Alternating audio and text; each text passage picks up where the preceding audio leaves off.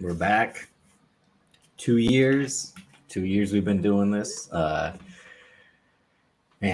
crazy. Time flies. Gee, I don't even really know what to say right now about that. Just because when you said it, and probably always because I'm in go mode, so I never really think about what's going on until after it happens. Yeah, you're Or one I of those just, people.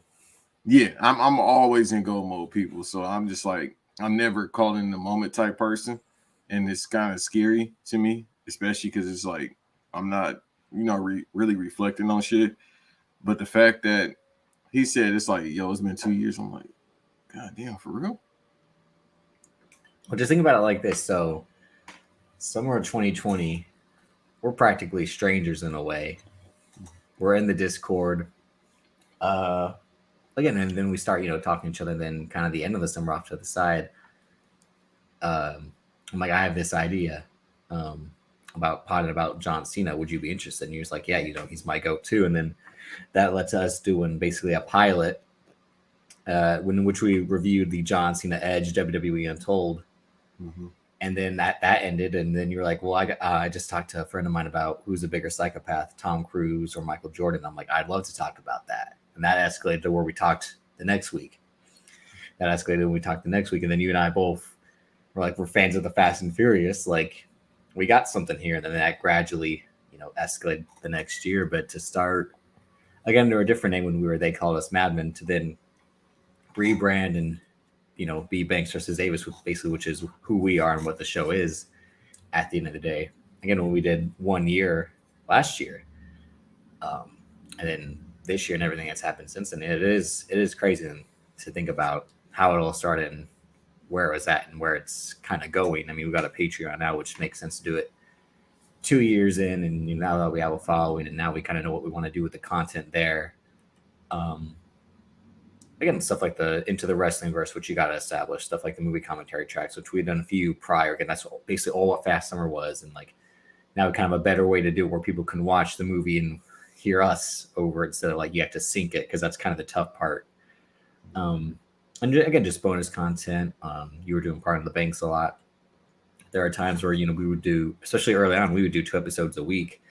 I think to establish, get a rhythm going, get chemistry between us, even though we had chemistry at the start, but 2 dudes from California who were in 2 different states at the time and 2 different parts of California too. That's the thing, I guess it's that serendipity or the universe. And I'm someone who believes in fate and all that while not being a religious man, but stuff happens for a reason. You meet people when you're supposed to meet them, and for a reason.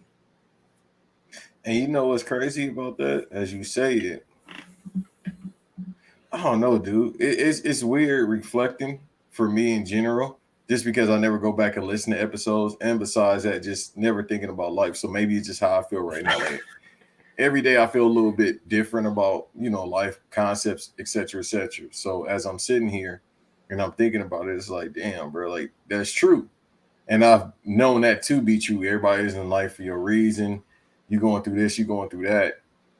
And like I said, maybe it's just the mindset that I'm having at this very moment right now, where it's just really like I don't think about that, and it's like, damn, maybe you need to just sit down and start reflecting on shit like that. Because 2 years doing anything consistent, that shit We've is had not down easy. periods too, though. I mean, again, we took a month off, 2 months off in a way.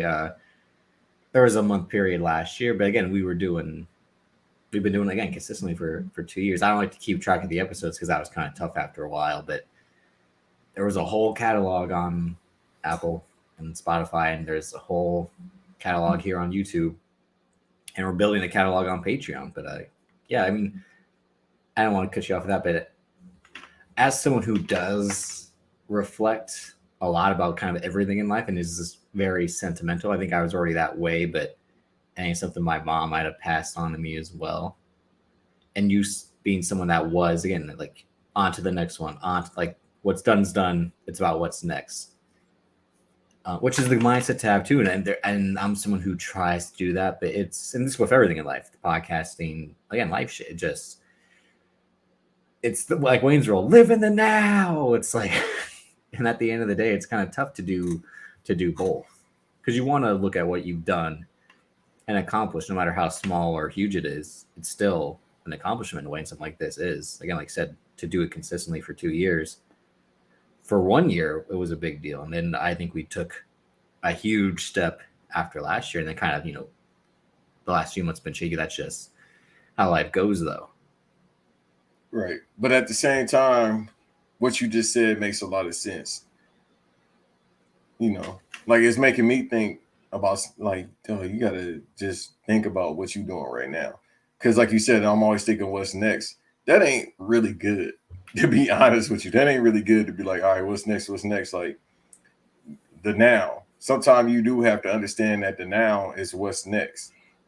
You know what I mean? I mean, obviously in a literal sense, that's what it is, but you got to think about now and then reflect a little bit. So having this conversation with you makes me think like, damn, bro, maybe you should just think about, back even 2 years ago when we started this, because, we did it at a time where everybody else is kind of doing it because it was nothing else to do but talk to other people. But the problem is they stopped talking to other people and they decided, let's go back to their fucking Twitter and talk about what they want to talk about with other people there. And then it's just like, okay, what happened to the podcast that you had? What happened to the stream that you had, the YouTube, etc. About the $300 dates? Now you talking to your friends about it on Twitter. What happened to that? So, and then being consistent. I hope people understand anything that you do being consistent. That shit is not easy at all. Because there's days you don't feel like doing it. There's days where, like, I recorded something yesterday. I'm like, fuck, I didn't like it. And then it's been times like that where I felt like I had a horrible game because you're not always going, you always not going to get 30 points. You feel me? You're not going to always throw for 200 plus yards. You can have a bad game and still win at the end of the day. That's how it goes. And it's, to some people, that is the end all be all. That there was a point where, like Kobe Bryant, that was kind of his thing, right? Where he got tired of having great numbers but losing. So it's like, how do I fix this? Exactly. Because sometimes your numbers are great, but then it's like, damn, I'm not really winning this. But for some people, that's enough too. Isn't that the whole James Harden thing? Like, if I'm doing good, that's fine with me. If I can have Dunkin' Donuts on the side of the bench while I'm putting up 50, that's pretty good in the triple double like him. So I'm not mad at that as well. But no, you're absolutely right. So like I said, as of this recording yesterday, when I did something, I didn't feel like it was the best performance. Now, I've done that before, or I felt like it wasn't good enough before, and then people was like, no, that was still pretty good. I'm like, okay, cool. But I think it's all about winning. But at the same time, you got to reflect on the wins. It's the reason why we had the Last Dance documentary. It wasn't just to say Michael Jordan was a psychopath, as this podcast had talked about when it first started. It's to reflect on the whole team. They just made it about Michael Jordan because, well, it's Michael Jordan. Like anything with Michael Jordan's name is going to be talked about more than anything else.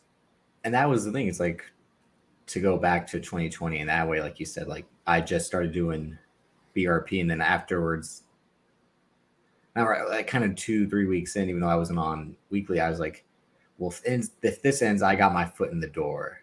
Mm-hmm. So I got to start something. I got to create something on my own, because like now that I got this opportunity, I'm not going to squander it. Like I'm going to make the most of it, because this was something I'd always dreamed of and couldn't figure out how to start it. And now that I have, it's again making the most of what you got. Like it is that one shot. Like, are you gonna, not in the fucking Eminem lose yourself sense? That's next week's episode. But again, like it's like I got a chance here. Like, all right, let me see if I can create something on my own. And you were a part of a few pods, but they were basically on hiatus at that point. I'm like, if you're free, would you be interested in doing this? And we just did. Originally just supposed to be a John Cena podcast, and each week we're going to kind of break down a different aspect of his career. But then we were like, you'd again drop that Michael Jordan, Tom Cruise tidbit. I'm like, well, those are two of my favorite people of all time. So yeah, let's talk about that. And then again, like I said, we figured out we were passionate about the Fast and Furious as two people could be, and then it just escalates into more and more and covering stuff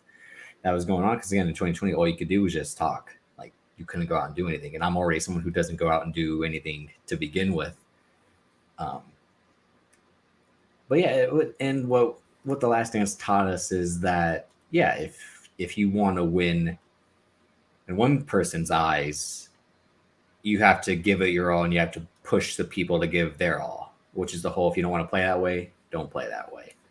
I think you and I found out that we were willing to push each other to get to this point again, to do back episodes back-to-back nights, to do episodes that were 3 hours long, to do this again, and to drive each other, not to, and not hassle each other like you and I've had to do in the past with certain people or anything like that. It's just, it's the remember in that one song where Drake is like, my homie hit me up and like, you want it or what? Like, if you want this, you got it right here and now. Like, if you don't want it, then what are you doing? And to some people, it seems like they wanted it, but then they didn't want it, and they can come up with all the excuses. And we all have excuses in life. I mean, there was a time where I potted right after something, and I was like, I need a distraction, and this is it. And I felt like that episode wasn't good, like you had said, but like, you know what? Like, I just gotta keep going, and that's the other part about keep going. And like, not every game's a good game. I thought I told you about something last week, but I was just, when you put the pressure on yourself in a way,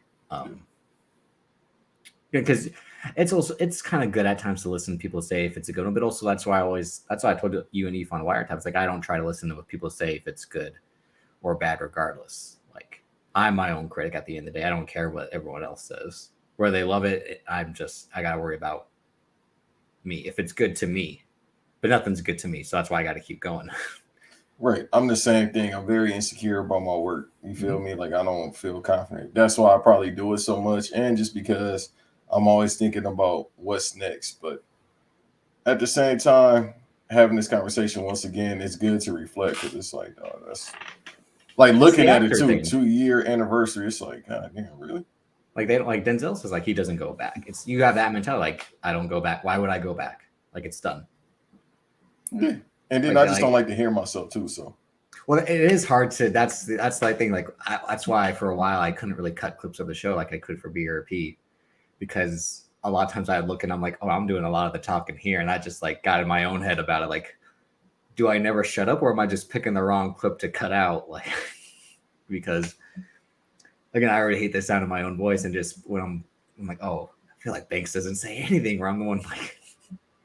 No, it's give and take. Like, we discussed it before. A lot of no, it's that thing about being insecure. Like, once you hear your own voice, it's just like, you shut it off and me. Like, no, I don't want to. No, like, no, thank you. Yeah, and then it's pass the ball, shoot it. Pass the ball, shoot it. That's how you do it, man. Triangle offense, if you will. It's like, yo, I can't just be talking over you while you talking. And then the same thing. It's just like give and take. You feel me? So it's just one of those things where you just got to figure out, who you were podding with consistently, and figuring out everybody's rhythm. That's why you try not to have too many people on your podcast. And I don't want to do the podcast one-on-one talk because this is Sunday morning, but it's just the whole point. Like, I've told somebody this before. I told my homegirl, I said, yo, if you're going to start it, you got to be consistent, number one. And I'm not no OG. I'm not talking like nobody OG. I'm none of that shit. But I'm just telling y'all from what I've learned. And this is coming from somebody that's been inconsistent at times. I've been doing it for 4 years, but seriously for 2. Just because things I was doing between 2018 and 2020, they weren't consistent. It'd be like every couple of months. In 2019, 2018, the same thing. So 4 years, but consistently doing it for 2. You just got to make sure that you know the next person's rhythm, what they're about to say before they say it, and catch them. It's like what David said about the whole arm. It'd be like, when we lock up, we already know where we're going because we've done this at house shows, pay-per-views, and on the main show. So that's the thing about us. Again, the irony about not knowing each other basically our whole lives until 2 years ago, and then having this Eddie Guerrero, Dean Malenko type chemistry where like you call it in the ring. And that's why it's always hilarious when I do something new in a way where like I know something, like a reference that you're not aware of, and you're like, what do you know about that? Again, because we don't know each other, so we were finding out about each other as the show was building. Again, that created its own chemistry in a way, and then that's where you get like reoccurring bits and phrases like the got no knees and yeah, it was a travesty, and we just kind of create this dialogue with each other. It's our own language in a way.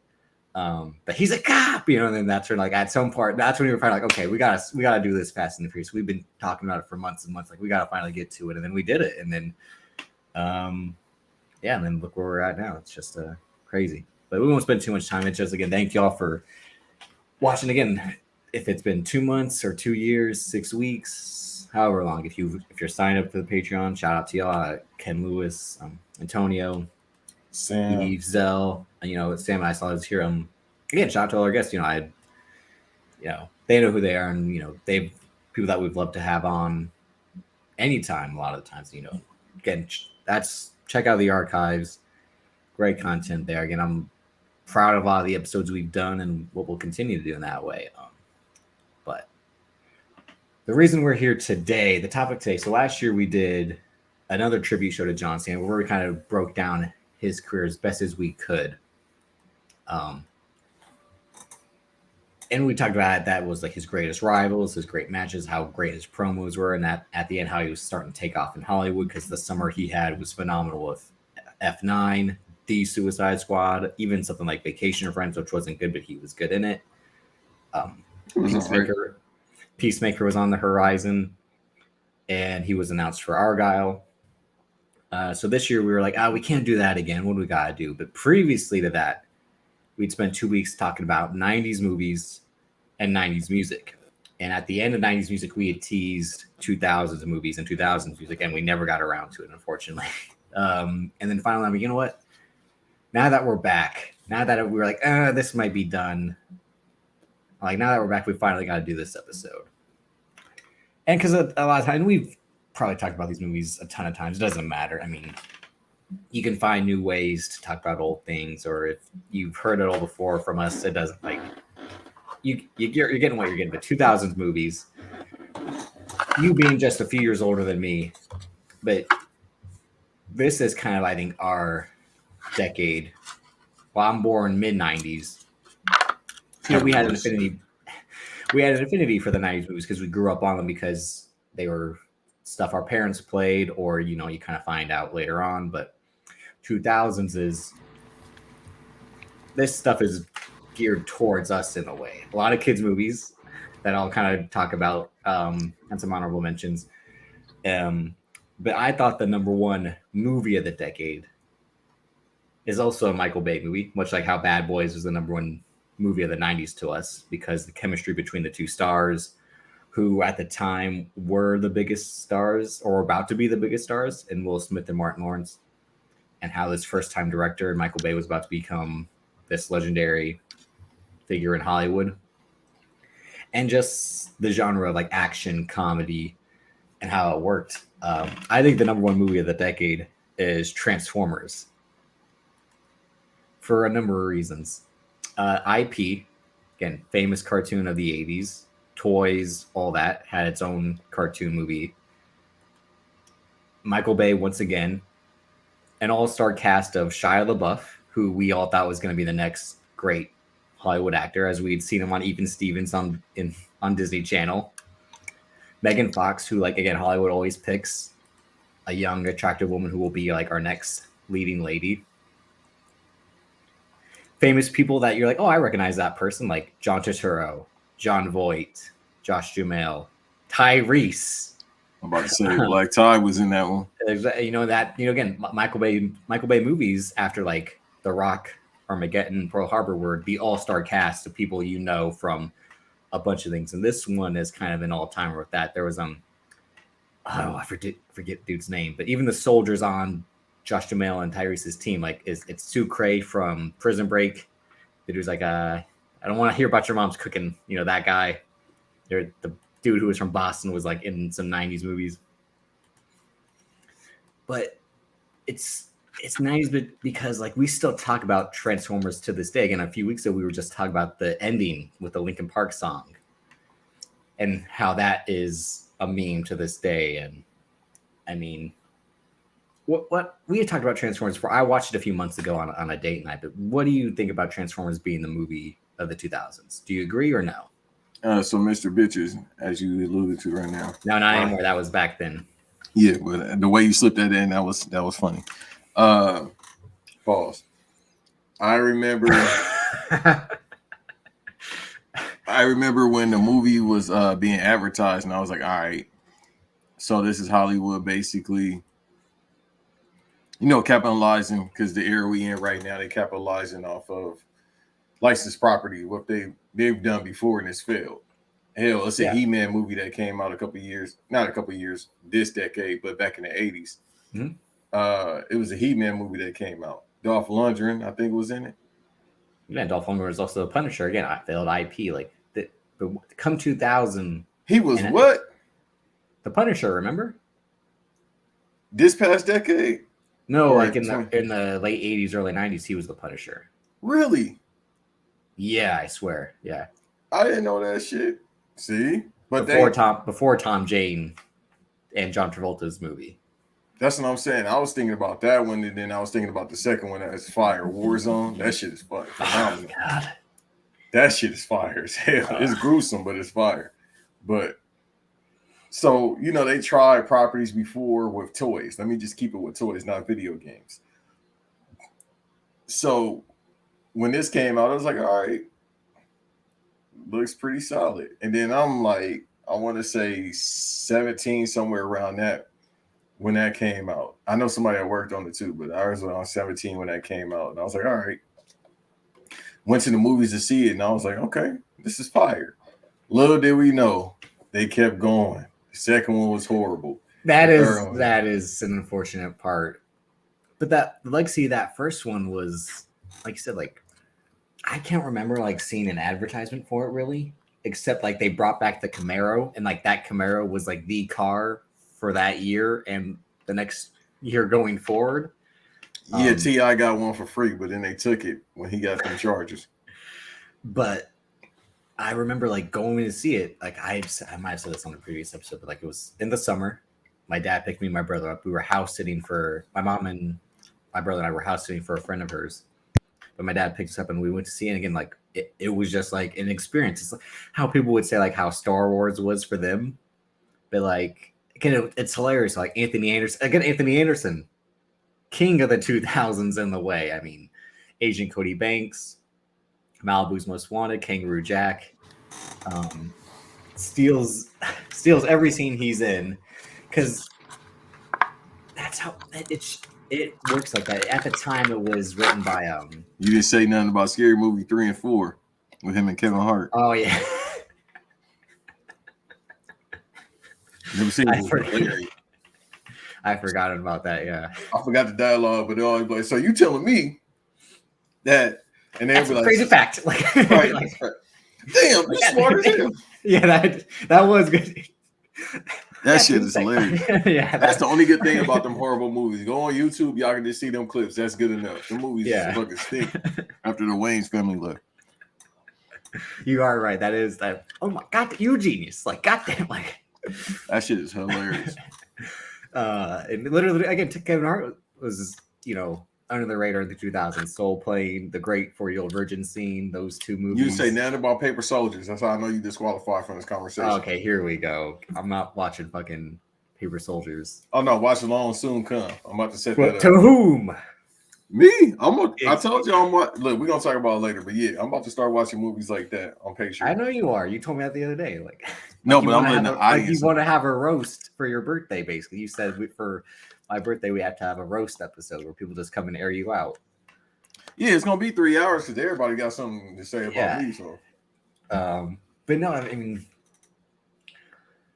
I couldn't. And I got it on DVD. That was one of the DVDs my family like ran back a ton. Was Transformers, and written by like Kurtzman and Ortsy, who were Hollywood's like go-to screenwriting guys at that time. They'd done Mission Impossible 3.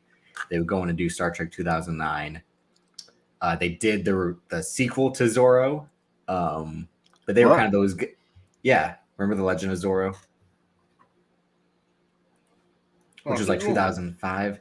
They were the go-to guys in Hollywood at that time, and their style of screenwriting, was very like bad jokes. But like it worked for this movie. Didn't work as well for the second one, like you alluded to. Like, but the writer strike and Shia LaBeouf's the start of his downfall kind of like killed that movie in a way. And I think they rushed it too because it only comes out 2 years later.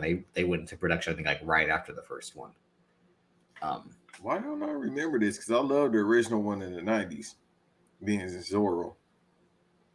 You don't remember this? Oh, well, that's why, because like the second one isn't as good, but the first one is great. Yeah, no, this is a motherfucking Mandela effect. I do not remember this at all.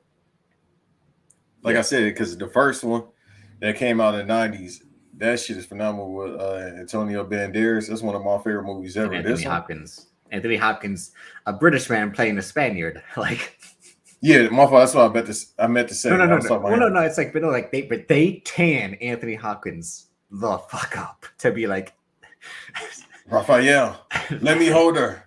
Let me hold her. Let me hold her. Like, I remember that. Then he had to go into when like, we did 90s movies last year, there were like 3 movies at the end on my list where I'm like, fuck, I could have swapped these out with like 20 of them, which was the thing about today. And we'll get into the movie, our favorite 10 movies of 2000s. Again, we're not saying they're the best. We're saying our favorite, because we'll probably do a part 2 to 90s movies and a part 2 to this as well as at some point. Sure, I'll watch this because I never knew it existed. Legends, like I said, it's all right. There's some moments in it, but it's basically it's the thing with every sequel. Like he's it's time to hang it up. It's almost like Spider-Man 2 in that way. Oh, so they basically talking about how like the pops just got older, but then he had the daughter, but then it was like the wife was alluding that it's time for you to hang it up. Then he had to go to the it's like, how much longer can you be Zorro? Like, you have a son that you barely know and all that, and then like there's like a big villain, and he's got to show that I can still be Zorro at the end of the day. It's the good sequel story idea, but yeah, it just doesn't work as well as the first one. What happened to Catherine Zeta-Jones, huh? You know what happened? She gave Michael Douglas cancer. I beg your pardon? You don't remember that? No. They said the cancer he had was from he had like mouth cancer or whatever, and that's his wife. They said it was from being on munch. Let's move on. No, you don't want to. That goes back to your idea, like you don't have to go down on every woman, even if it's your wife. No, that it can't be that way. It can't be that. No, they said that, yeah. But how like what you like? Is it something wrong with her, or what are you trying to say? Yeah, I'm trying to listen. I'm doing. They just say it's like a way to get like throat cancer or something like that is eating coochie. Yeah. Okay, so sign me the fuck up. No, I'll pass on that, big fella. I didn't know that could happen. She wasn't douching it. She is in one of my a 2000s movie that might make the list, but she's gonna be in that National Treasure TV show. Why? They making a TV show today? Yeah, and it's not with Nicolas Cage, which again, like you could have got him. What are you doing? He ain't doing shit else. Yeah, he definitely ain't doing shit else. He's just paying back the taxes he owed. Yeah, that's what's stupid about it, really. Even though that first one's good, again, and the second one isn't as good, but I don't want to snitch on him and give out his location, but it's kind of like you've been seeing Nicolas Cage out and about. No, he lives in Vegas now, so that kind of tells you where everything is going far as people like shit. California. What did you say about? Okay, I was about to say, what did you say about people living in Vegas? You do that when you got to re-up on your money, or legit right now it's just good to live in Vegas. Like I've done it before because it's way cheaper. If you want to come to LA, it's only a 4-hour drive. That's it. Like it actually gets cold out there, unlike LA. So people prefer to go there instead. But the fact that Nicolas Cage or Pauly Shore live out there tells you everything. Well, I mean, one of those guys is, I think, as broke as you can be. And especially, I mean, broke in the sense of money and relevancy. Can I tell you something? Both of them are neighbors. I bet Nick Cage owns Pauly Shore's house. Nah, he just said, "Don't come over here." Legit, Pauly Shore. That's what I mean. That's what I'm saying. Like he said, "Yeah, just don't come over here." Because Pauly Shore, it's on TikTok too, and I saw it last night. That's how I found out. He was like, Pauly Shore was on whatever Rob Dyrdek show is. What's that show that he do? Yeah, so he was talking about it on there. He was like, "Yeah, Nicolas Cage is like, oh, he saw Nicolas Cage, he's like, oh, we neighbors." And then Nicolas Cage straight out said, "Yeah, we neighbors. Don't come over here." Like, damn, bro, that's how you gonna do my son? That's how you gonna do him? You don't want to ask him behind the scenes questions about Encino Man? Because I definitely would. Oh, it's on Disney Plus. Okay, that makes sense. Yeah, no, yeah. Well, I mean, they still could have got him again. Yeah, because they got damn near everybody else. Yeah, this like there is a Star Wars show on Disney Plus every 6 months. Like you could have gotten Nick Cage. Like, Yeah, but I mean, again, like going back to Trent. Like, do you remember? Like, did you watch Even Stevens? absolutely. Okay, making sure. But like, that's one of my favorite shows ever. Hey, shouts out to Christy Cross and Ramona. Can possible. I mean, oh boy, I saw her on TikTok this morning. I said follow. Oh yeah, she looked good. Then I haven't seen her much lately. But now and forever. Well, I haven't seen her as much lately, but she looked good in the mid 2010s, like because she did a sequel to The Cutting Edge. That might have been late 2000s though. But yeah, what the hell is The Cutting Edge? It's an ice skating movie that my mom loved. She was in the sequel as the daughter of the characters, and in the third one, she might be in the third one as the mentor. But yeah, it wasn't in Holes again. Like this man dominated the early 2000s, and like seeing him like be the star of Transformers, even though he's just doing a lot of the running and screaming, like help! Like again, he got like scraped the fuck up. He's got dirt on his face. It's just like Optimus. Like he would then have to do that for 2 more movies. But he couldn't top what he did the first time. Again, like him and Megan Fox, and then apparently they were and I think in the sequel they were fucking on set. Was the rumor. I ain't mad at that, but now she out here going batshit crazy. That was like, and Megan Fox at that time, she was like, "Damn, okay," like, and she was on that show, Hope and Faith. She was in Confessions of a Teenage Drama Queen. She was the villain in that a movie with Lindsay Lohan. I used to watch a lot with my mom. What else did she do? Your mom had you watching some bullshit. I can't hold you.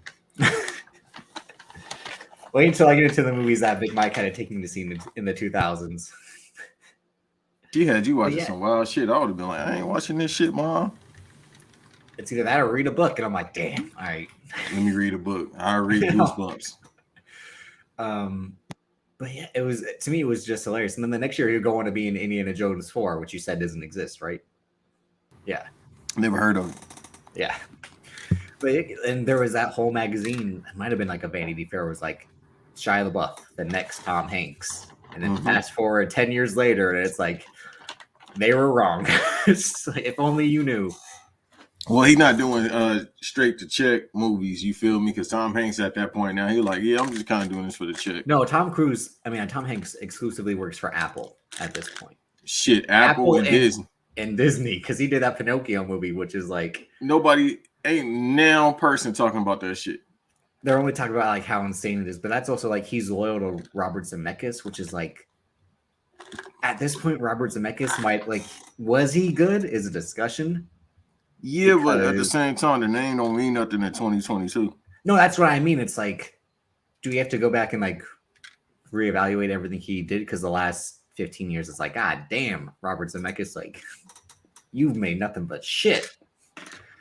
No, I mean, like I said, Transform. Do you agree if it'd be in the movie of the 2000s, or what do you think is like a bigger rival? I think people would say The Dark Knight, because that's the other side of IP and how IP can be taken seriously, and the Heath Ledger performance. Well, if I was Big Mike, I'll say Twilight, which came out in 2008. No, that's not. Is that 2008? That was 2009.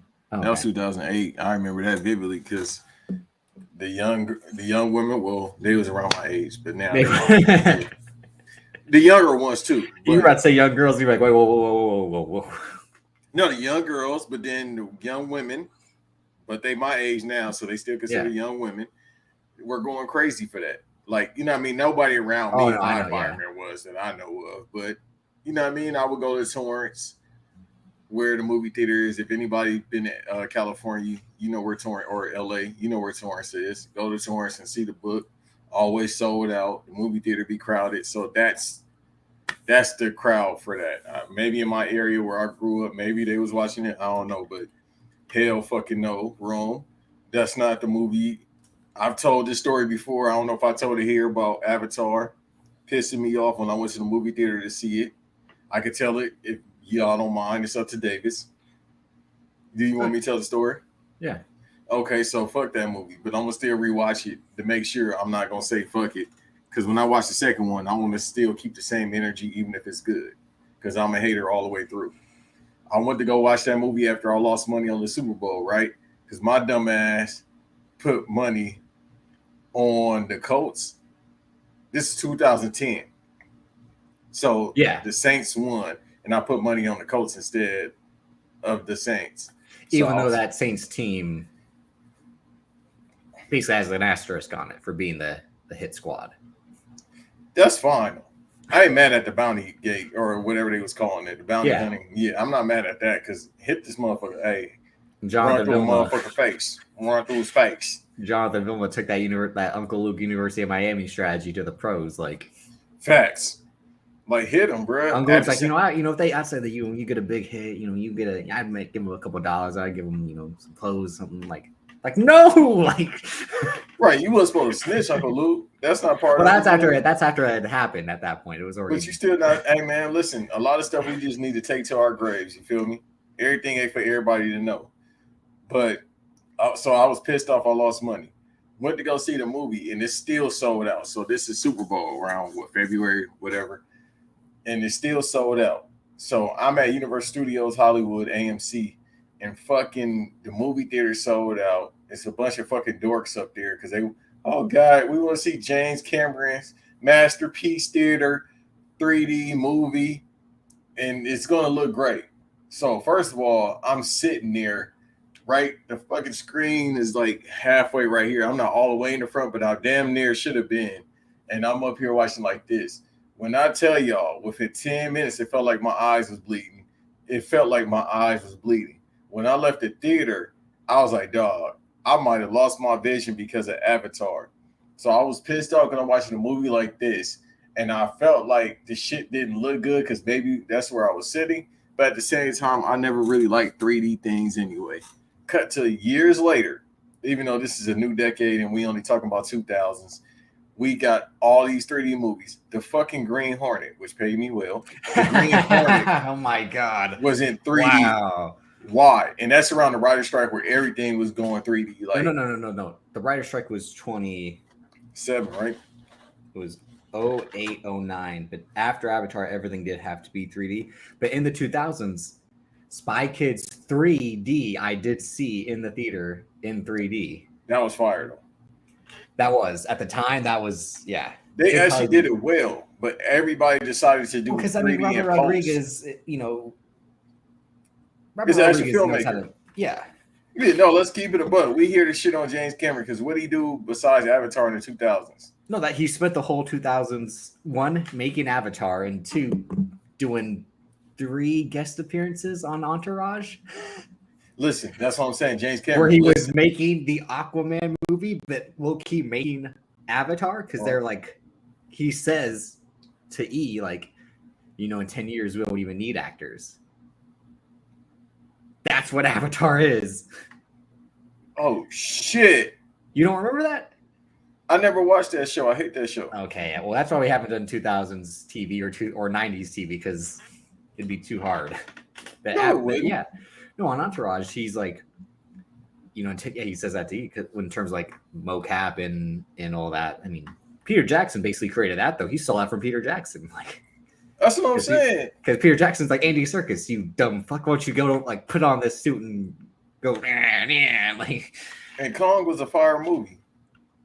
If that's on your list, I'm gonna fucking shoot you next time I see you. Well, fuck it. You're gonna have to just do it. I don't think you can say that on YouTube, but yeah, you can go ahead and do it. No, I'm gonna shoot for a double leg. Like, okay, cool. I'm glad that you said it. You gotta clarify. It's YouTube. They get people up out of here. We're gonna have a Heart Dungeon match. Like, oh, that's fine with me. I've been wanting to have one of those, a shoot wrestling match. But no, was it Trucker Gamer who brought up Avatar? No, because to me, much like here's why Bad Boys was the movie of the 90s. Because again, like I said, the 2 stars. After Bad Boys, they went on to do anything and you had to watch it. Like Martin Lawrence went on to do fucking Blue Streak and you had to go see it. Big Mama's House, you had to go see it. What's the Worst That Can Happen, I think, was kind of the talent. Black Knight. Yeah, again, what's the worst that could happen? What's the Worst That Can Happen was one of my favorite movies as a kid. Again, you talk about my mom making me watch stuff, like that was one we watched and loved. The best thing that come from that movie was the soundtrack. The Eric Sermon song, Just Like Music, was on there. He had Martin going on at the time, and Will Smith had what? Fresh Prince of Bel-Air, Independence Day had already happened. All right, we got to get him up out of here. Rome. No, since I rewatched Sin City yesterday, it's on my honorable mention. That's a nasty movie. Yeah, no, it's Frank Miller. So what do you expect? Like, but Martin, I like his stuff. But cool. Go ahead. I'm sorry. I mean, Will Smith wanted to do Men in Black, Enemy of the State, Ali, and like anything they did after Bad, like it was kind of like the biggest thing of creating 2 stars. And again, they created Michael Bay, The Rock, Armageddon, Pearl Harbor, to then go to Transformers. And not just I already mentioned that, Vin, the memeability of everything, and the fact again, like you pay a band, which was kind of the big thing in the 80s and 90s anyway, to have this song attached to it. It was the kind of the peak of that, like, and now that song's always associated with this movie. The IP of it all, where it had just like, now this is what Hollywood is. Imagine having your IP attached to Linkin Park. All right, don't do that. They got some songs. Come on, don't do that. They got one song that I like. R.I.P. Chester, but them songs is fucking trash. They got some songs. You're offending someone very close to you right now. You know that? I don't care. I don't care. I don't give a goddamn. I love them, but I don't care. Fuck them. No disrespect. I don't like their music. I'm saying fuck Linkin Park's catalog, not them. God bless that man's soul, but I don't like fucking Linkin Park. I never did. And this is coming from the dude that listens to Papa Roach to this day. Are you finished? Why'd you have to do the Charlie Murphy? So bring your peoples, right?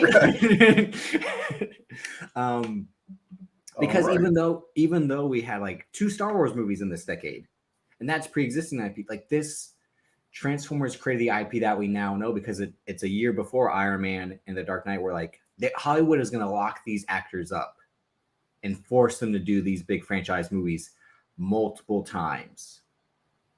So now, like you said, Revenge of the Fallen in 2009, Dark of the Moon in 2011, and then if we can't get the main guy back, we'll add Mark Wahlberg for 2 movies. They had a Bumblebee spinoff. They have I still need to see that. So do I. Maybe that'll be a watch along. Yeah, well, that'll be the next one.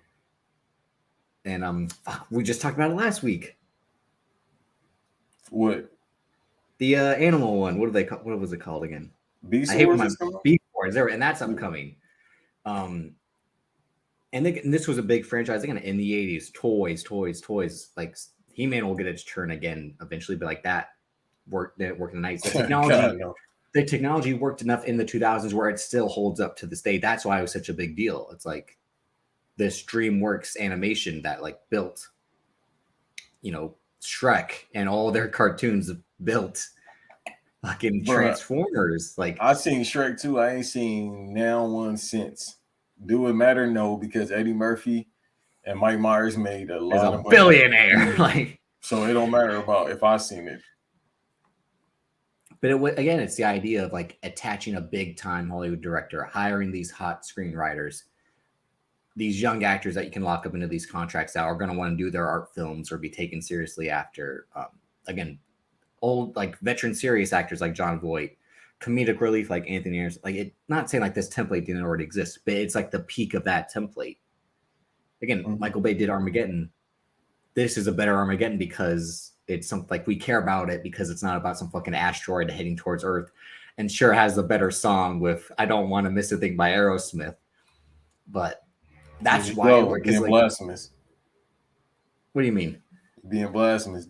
I know you. I Don't Want to Miss a Thing is better than the Transformers song. No, but I know you take a shot at Armageddon again. Are you caping for Armageddon? I've been caping for Armageddon since it came out in 1999. I think Harry, I love you. They say actually might be happening. I'll DM you about it. I think that's actually happening. No, I love Armageddon. I think since it came out in 1999. Here's why Transformers is still the movie of the 2000s. 2019, prior to AEW, an AEW episode, they played Transformers. I still living with my parents. I came back to live with my parents for a few months. At that time, I went up and told my dad, like, oh, I just watched the end of Transformers. And you know what he said to me? Uh-oh. You're a soldier. I need you to, like, again, remember when Josh Duhamel grabbed Shia LaBeouf? Like, you're a soldier right now. Damn it, you got to take this. I'm like, he and I reenacted this scene where Josh Duhamel, like, lights the fire under Shia LaBeouf's ass. Like, you're a soldier now. Like, it's still fucking, it's impactful. Again, like, the scene where she hooks up Bumblebee to the fucking tow truck and he's just blasting fucking, and like, it's the peak of Bayhem, which Michael Bay created. But it's the peak of it, with like debris is just falling over. Optimus Prime again is giving speeches while kicking ass. I mean, it literally is what blockbusters are supposed to be at the end of the day. And even though again, The Dark Knight, taking Batman seriously and turning it into heat with the Heath Ledger performance, Iron Man kickstarting the MCU, again, Revenge of the Sith, all the Harry Potter movies. Some other movies too that we're skipping, but the fact that this movie is still relevant, but whether the meme is a joke to people, memes as how we remember things. That's how things will remain relevant in this decade more than anything, and especially going forward. And the fact that they wanted to attach the Linkin Park song to end any movie, and it kind of worked for some, just shows the staying power again. But the whole time there's that speech that he's giving, and the one part we're forgetting is the great cameo by the late great Bernie Mac when he tries to sell the car. Don't pick the driver. I mean, driver don't pick the car picked the driver. Like, and then I don't rock out, bust your ass. I mean, yeah, I agree with that. Besides the Bad Boy movies, Pain and Gain, even though that was like mid 2010s, that's Michael Bay in a nutshell. Pause. That's Michael Bay trying to. And what do you know who wrote Pain and Gain? Dwayne? The guys that wrote The Winter Soldier and The Gray Man. Really? Yeah. That's crazy. Marcus and McFeely, yeah. The guys who wrote all the Captain America and Infinity War and Endgame wrote Pain and Gain. That's The Rock's best movie, too. No, it's The Rundown. Nah, Pain and Gain, that's his best movie. I never finished Pain and Gain. I was an hour in and I'm like, I hate this. This is horrible. Every once in a while, Michael Bay tried to show he was an actual filmmaker. And that was one of the few times he did. Like he tried. But he went OD with the lens flare like he did in Transformers. Lens flare. Well, I mean, J.J. Abrams is more of the Michael Bay's thing is a 360 spinning camera, and again, like the super orgy cinematography, and then the super dark blue type of cinematography, like Transformers. The thing I forgot the running joke, but when they start to transform from the car into the actual robot, that shit looked crazy. I forgot what people used to say about it, but I know that should have had you motion sickness sometime how they would transform. Yeah, the first time Optimus Prime shows up, it's like it's in the whole, like it breaks it down bit by bit where he's like every part of like this 18-wheeler. So imagine in post-production sitting next to Michael Bay trying to get that. Like, I want it to look like this, and he's screaming like, "Yo, dog, this is fake. This is fictional characters." I don't think he cared about post-production in terms of that. I think he cared more about stuff on set that he could control again, which is like there's that famous picture of him, I think during the 4th or 5th, where like debris is flying, he's controlling the camera, and it's I think his idea about like it being on a war set in a way. But I got a story about the third one during the Chicago scene downtown. I'm pissed they fucked up downtown Chicago. You'll have to save that for when we do 2000s movies. But like I said, can you think of another movie that you think would rival it, or do you agree with Mike? Come on, man, Bad Boys 2. Let's talk about it then, because again, it's another Michael Bay movie. Yeah, Bad Boys 2, like that go without saying. I'm like, when you was talking about Transformers, I was like, I gotta let you get your shit off because you my tag partner. But I'm like, look at Bad Boys 2 without question. But I told you I think Bad Boys 1 is better. Oh no, bro, because Bad Boys 2, because they finally found, like, they had crazy chemistry on the first one, but the second one, it's like years later, they both up financially, so it's like, shit, we could really have fun now more than ever. So I felt like that's when you would drop the ball, because Will Smith is the biggest movie star on the planet. Then it's like It's the last time Martin Lawrence is just as big a star as he is too. Yeah, and it's the last time people, no disrespect, because I love Martin Lawrence. This is the last time people cared about Martin Lawrence. Yeah, that's what because then he went on to do Rebound, as we talked about like in episode 2 ago. And then he kind of disappeared off the face of the planet for a while. Yeah. Then he started back doing, well, he was still doing stand-up comedy, but he kind of disappeared. He gained weight because it's kind of hard to get up off the couch when you worth a lot of millions of dollars. It's kind of, and then you own your own show and you getting syndication money, so it's kind of hard to get up and go to work. I ain't mad at that. That's what I want to do right now. So with Bad Boys 2, they're at the peak of fame, more so Will Smith. The comedy is up on 10 compared to the first one. They talking way more shit. They're older now. They in they at that point 30s. Yeah, they in they like early 30s, somewhere around that at that point. They're supposed to be early 30s in the first one. No, but I'm talking about shoot age. Yeah. 04, they was about like 30 something. Because I think mid to late 30s, I'd imagine. Yeah. I mean, they didn't only Will Smith kind of took off as a star. No, they're because again, Martin Lawrence is Martin Lawrence is young in House Party. That's what I'm saying. And Martin Lawrence like damn near 60 now. Will Smith almost 60. He about 55. But that's the thing about Bad Boys. It jumped right up to the I'm too old for this shit. Casino Royale. I don't know about that one. Hey, it's on my. We'll get to it. But yeah, we're gonna talk about that, man. Because I don't know about Casino Royale. I went to the movies to see that in 06. Bad Boys 2 again has the "Shake Your Tail Feather" as the song. That's its version of Linkin Park.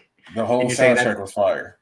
What's better, "Shake Your Tail Feather" or the Linkin Park song? What you think I'm about to say? Come on, go on, say it. And it's Nelly. What you think I'm about to say? They got the great Murphy Lee, Nelly in that. Or the state ass fan. Yeah, bro, they was ODing with that song. It was in Miami. Transformers was what? LA? It was out here. Yeah. It ain't Miami. They was in Kendall, right? And they went to Cuba. They went to Guantanamo Bay, remember? Also, they was in Kendall. And again, it has famous 2000s villain Jordy Mullah, who was the bad guy in Blow, and he was just the bad guy in everything at that time. Johnny Tapia. Every time I see him, that's what he is to me. I don't give a fuck what movie he is. I'll be like, oh, that's Johnny Tapia. Peter Stormare, who's in the typical Russian for every movie. He was the Russian in Armageddon. He's the Russian in everything. What we called last week. He was in Day Shift too, as the Russian. He was in Constantine. That's where we talked about him last week. Yeah, but what we say about Bad Boys 2? Some punk kid think he can OD in my club. Fucking club. And then he shows up at the end with like a fucking vest full of grenades and guns. He don't know who the St. Lunatics is. Yeah, it's Murphy Lee, and then I don't know the rest. Like Ali, Kilo. That's next week's episode. Again, this is a two-parter, people. Movies today, music next week. Why? I mean, Gabrielle Union. I think Gabrielle Union's better in Cradle of the Grave. I think she was better in Bring It On. I knew you were gonna say that. You know, that's what she ain't pressure no more. She pressuring Dwayne Wade. Oh, no. What? You're saying we are the bar somewhere else. No, you're doing she was, and then the Batista thumbs down. yeah, exactly. I do like Bad Boys 2. Again, it has the great sequence on the bridge in the Ferrari when they steal Dan Marino's Ferrari, right? Like Dan Marino's gonna love this car. Like the shootout in Cuba. You better get it. That's how you're supposed to shoot, but I like that's how you're supposed to drive better than that's how you're supposed to shoot. Like at the end, I mean, it does have the great moment. Like I came all the way to Cuba to get this, and they kiss again. Shake Your Tail Feather starts to play when they kiss on the beach. Around like C4. Yeah, landmines, not C4 landmines. And that was a great thing about it too, because he kept saying like, "You a dog. You like that little. You like a dog with that little pink thing. You just fucking anything that move." Yeah. Again, the whole woo sa woo sa woo sa. Woosah, motherfucker. And then he Yeah. kicked him. He roundhouse kicked. Bruh, come on, bruh. Every scene was classic. The cat Now the joke racial shit, I don't know. I'm leaving that one alone. with Michael Shannon and the has Yeah. the cake campaign. A couple And of grape sodas. Henry Rollins as the as one of the SWAT guys. You like Henry Rollins music? I don't listen to Black Flag, but my dad loves Henry Rollins as a musician and more as a person. Hey, yeah, let me hit up Big Mike, bro. I need him on the episode. We're gonna have to talk about that. This is why I didn't want to pick Bad Boys 2. I knew this was gonna cause I think when it comes to Michael Bay movies. Because you was 7 when Transformers came out. I was 12. See, that's what I'm saying. So I understand, like, not, you know what I mean, not burying you. I understand because I grew up watching Bad Boys, and I love Bad Boys 2 as well. But I mean, but Transformers hit closer because you 12. You at the peak of. I did watch the cartoon too, and I did have some Transformers toys. But like again, they had what Transformers Cybertron was on Cartoon Network at that time. Mm-hmm. They had some like weak ass Transformers. I remember like then he had like the go-kart or the bicycle that could transfer. Like yeah, I'm like, what is this? Like. I was too old at that point. I was playing GTA San Andreas, but I do, in fact, of course, watch. I've been a Transformers guy since I was little. I used to watch the reruns of the original one, of course, Beast Wars, and then when the movies came out, I was like, for sure, the G.I. Joe movie. I mean, that's on my list. Well, here we'll get. Now, I have some for you right here. So let me tell you about some movies. Some kids' movies I had to go see, and then we'll end the pod with our 10 favorite movies. But some kids' movies that Big Mike had to take me to see. Jimmy Neutron Boy Genius. Hilarious. Classic. He loved it too. It's not a movie it's not like he was disappointed to go see that. He was like, this is a funny movie because he loves R.I.P. He liked Sheen. Sheen was his guy. Oh, the little Filipino kid, yeah. Ultra Lord. The TV show was better. I seen the movie, but the TV show was better. Well, the TV show was able to do some dope shit, like the pants that could fight back. Yeah. Remember they tried to meme that with the little dude with the glasses. Oh, Carl? Yeah, I think they tried to meme Carl. Yeah, him and the llamas. Like And him screaming, they had the Kendrick Lamar. Him screaming. But Jimmy Neutron Boy Genius, Rugrats in Paris, which the first Rugrats, dark movie. Rugrats. Hey, they some bad parents. How the fuck they get lost in the jungle like that? Yeah, but Rugrats in Paris has probably one of the saddest musical numbers I can remember. When Chucky wants a mom that'll last forever. It's like because his mom passed away. I was like, geez, even because I was older at that point, I'm like, God damn, bro. I'm 5. And this is what I mean when we talked about Brave Little Toaster. Like, why were these movies so dark? And they're kids' movies. Like, yeah, that's what I'm saying. The Rugrats in Paris, they're kids that run away from ninjas, and they have like the goop that they just throw at the ninjas, and they get all like sticky. And it basically ends like how Pacific Rim ends with like 2 giant robots fighting each other. Yeah, that was the closeout segment. It was like that was the go home for the entire movie, and it's like, yeah, okay, because Stu is building a gigantic animatronic Reptar, but like the kids somehow are able to operate it and like fight the villain's robot. Not as bad as the first one. When he's like, I don't want responsibility anymore. Like, that's just like, oh my God, like, what's going on here? Like, wasn't he about to blade the baby? He hates his own brother. Yeah, he's going to let his brother drown. No, he's going to let his brother drown, remember? Or like, let the monkeys come and take his. Yeah, he's going to let the nanners on the baby. Like, come and take him, monkey. Like, it's just like. Yeah, like, bro, you understand how powerful chimps is? It's going to go.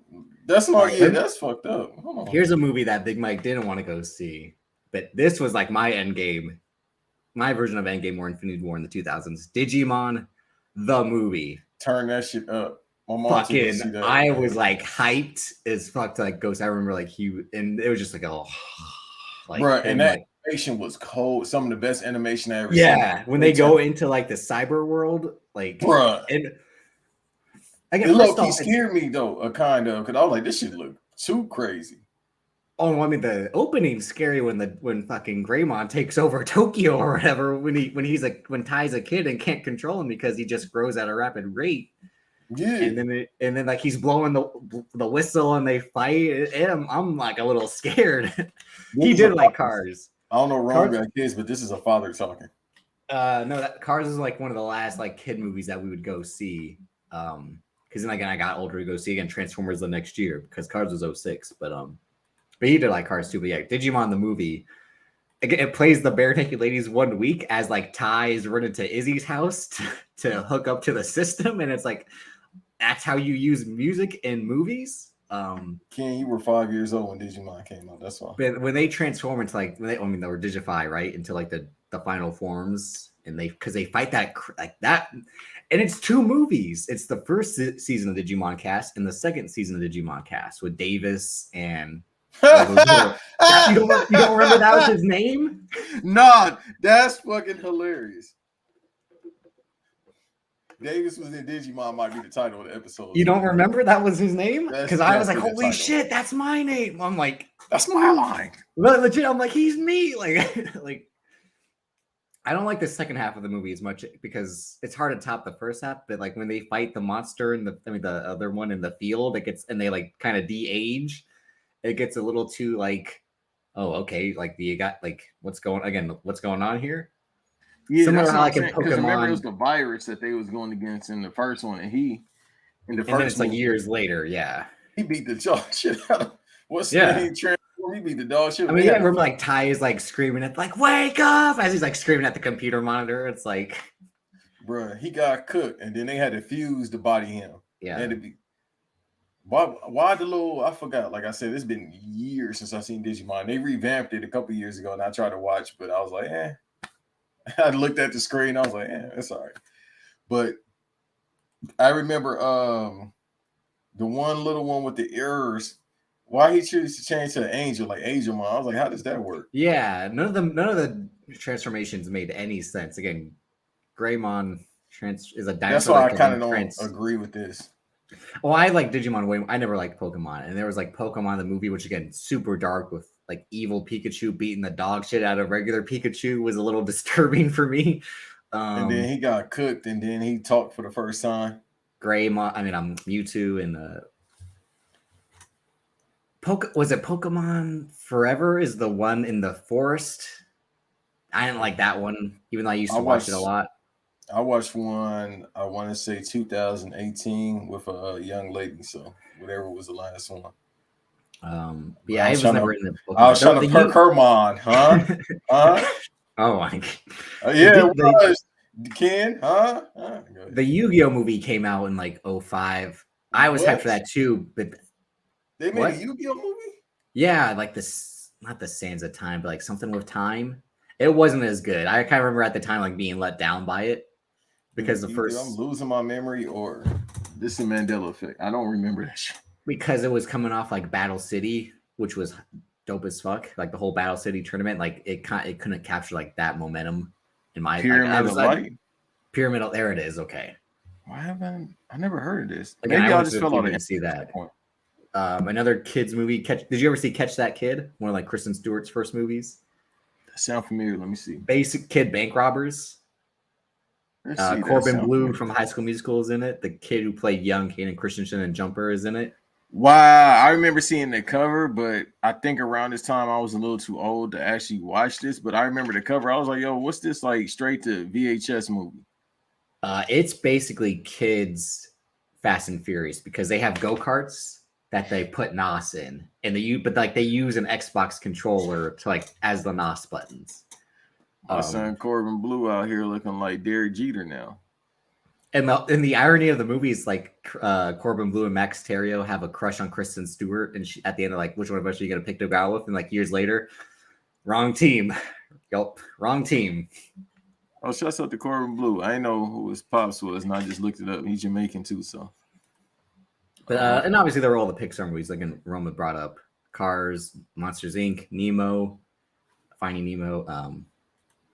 And there was stuff like Scooby Doo, the live action Scooby Doo, which again wasn't a kids movie, but you don't find that out till years later. Bro, I thought it was. I watched that shit. That shit was hard. No, I watched it too, but like when you find out like all the innuendo, like it's definitely more for teens than for 8-year-olds. Hey, and shouts out to Outkast and Killer Mike. They Oh had yeah, fire that like center. yeah. At the end of I had the VHS tape, so at the end of the movie, the music videos played. So I'm seeing Big Boy and Three Stacks without even knowing who the fuck they are, and then Killer Mike's like, Scooby, call up Shaggy, and I'm like, who? Like, what's going on? Like, in the land of a million drums. Yeah. That shit. Something going on. Like, y'all want to tell me Outkast ain't the greatest rap group? Nah, this is gonna watch this resurface in 3 days because spooky season's gonna happen. But we just kickstarted this shit off. And then the phones are tapped again anyway. That's how I know That's we what back. I'm saying. Yeah. Because what you sent me yesterday, and I said, I ain't gonna say your pop's shoot last name, but I was like, yo, send it to him because the irony of us talking about Stockton. Well, they made the West Coast trip, yeah, but no, that song is going to resurface. Yeah, we just talked about that. No, this is the Wild Wild West because we talked about 90s movies of Wild Wild West, and that came out with that fucking Texas team last year, and then again, we are the trendsetters. That's why we're Mello and Iverson. We're not going to get any rings, but we're going to give you vibes, and we're just icons. Like, hey, they was legends at the bank. That's all that mattered. Because again, you're growing up out of being a kid. So were there any like? So you're saying none of these kid movies resonated with you? No, I watched the Scooby-Doo movie. I loved it. What again? You had said Shrek. There are 2 Shreks at this time. You don't like either Shrek? I like the first one. That's it. With the do I miss the perfect place? That's the only one I like. I mean, in the past, we've talked about robots because the use of Chingy's right there in that movie. What about Ice Age? You fucking with Ice Age? No. Shark Tale? The squirrel's trying to get a nut, and he kept failing to get a nut, so his pills for that. What about Shark Tale? Yeah, I've seen that numerous times. Happy Feet? No, I like Farce of the Penguins. Yeah. The fucking global warming. R.I.P. Bob Saget. It's global warming. What about Madagascar? No. Really? Because Chris Rock voice irritated me as a damn zebra. Maybe that's why Will Smith slapped him. He got tired of that voice. Chris Rock is only good as a voice actor. Like I said, Dr. Dolittle, when he's the hamster, he's good. And he's only good as the zebra in Madagascar. He don't understand that Hollywood was making fun of him by making him these certain type of animals. Like a zebra ain't a bad animal to be. No, because he's laughing to the bank. That's why. Because remember him as the zebra. He's like, I don't know if I'm black with white stripes or white with black stripes. Like, well, I don't think a coon can have a stripes, but you're right. Monster House? I played the game on GameCube. Really? That was a movie we saw in the theater. And that's around the time Luigi's Mansion came out, too, if I'm not mistaken. Oh, okay. I got to get that. The Incredibles, again, watched that one a ton. Fire. Yeah. One of my favorite movies ever. Again, where is my super suit? Somebody just recently said it's a theory about that being connected to something. Some Disney movie because of that scene. But I think people just making shit up. Or just Disney doing an Easter egg type thing. Yeah. Did you like Treasure Planet? Yo, is this A-Rap music? Treasure Planet is one of my favorite movies ever. I think, you know what? I don't know why. I think Banks fucks with Treasure Planet. I don't know what gave me that vibe, but like. No, that's one of my favorite movies ever. That and Atlantis. What's the movie with? Yeah, Atlantis is dope. Atlantis: The Lost Empire. Yeah. What's my son that did the voice? From, Michael J. Fox. Yeah. No, that's one of my favorite movies ever. That. And I think I enjoyed Atlantis. I enjoyed Atlantis more than Treasure Planet, even though Treasure Planet had the dope opening with him on that fucking like sail surfboard type thing. And that was the video game was hard too. See, I never played the game. Sky High is probably my favorite like movie. Eve's here? No, you said Sky High. You know, because Sky High is one of the best like superpower movies that doesn't have anything to do with an existing superhero property. The whole idea of a superhero high school, and again, Kurt Russell as the dad, Bruce Campbell as the hero with the super voice, and I just like, is that the guy from the Spider-Man movies who plays different characters? Because remember, the first one he's the wrestling announcer, and the second one he's the ticket taker's like, your shoes. Oh, it's like, tie. He's like, can I help you? As he tries to get in, like, oh, Hey. Iron Giant. Iron Giant's like 2,000, right? Or is it 99? No, it was 99. Yeah, I was about to say. A family. Also, too, he's No, he says no. He's like Superman. The irony of that is because now they got a game called, I think it's called Multi something or Verse something that's on next gen consoles. That's fire. It's like Smash Brothers Melee, but with Warner Brother properties. And I think he rumored to actually be in the game too, so we might actually get that crossover. We also got the Spy Kids. Again, we mentioned the Spy Kids franchise. Definitely saw all those. Which was your favorite of the three? Was it 3D? No, it was the first one. The first and second one was fire, but I'll probably go with the first one overall. The second one had the dope opening, and then like again, it's my favorite trope where like they have the evil versions when they like the white brother and sister that are their villains. Gary Giggles and the girl that would go on to be in Hannah Montana. They should remake the movies and put John Cena in it. They're making a fifth one. Who in it? The original cast? Gina Rodriguez. Pressure. She wouldn't say that to you, my friend. I know. Heebie-jeebies is real. But no, I mean Spy Kids 2 when they're on the planet with all those creatures, that shit's kind of dope. Remember Steve Buscemi combines spiders and like birds together, like he's the ultimate mad scientist. It looked like they combined a Spurt and the Biter and made him. Yeah, but I mean they had the dope gadgets. George Clooney in the first one as the president. Again, that's when I'm like, how is Batman in this movie? Because I didn't put two and two together yet. That like people are actors. Like, wasn't that Warner Brothers property or that was DreamWorks? That was Miramax, so Dimension. So that was a Weinstein. So Warner Brothers. Yeah, let's just say that. But no facts. Look, being right. Yeah, I didn't even think about that. Yeah, he's Machete. Yeah, that's the whole point where that's the whole point where like Robert Rodriguez is all his movies are low key connected in a way because it start off, or it'd be like he write it as a parody, but like, damn, I actually can make a movie from this.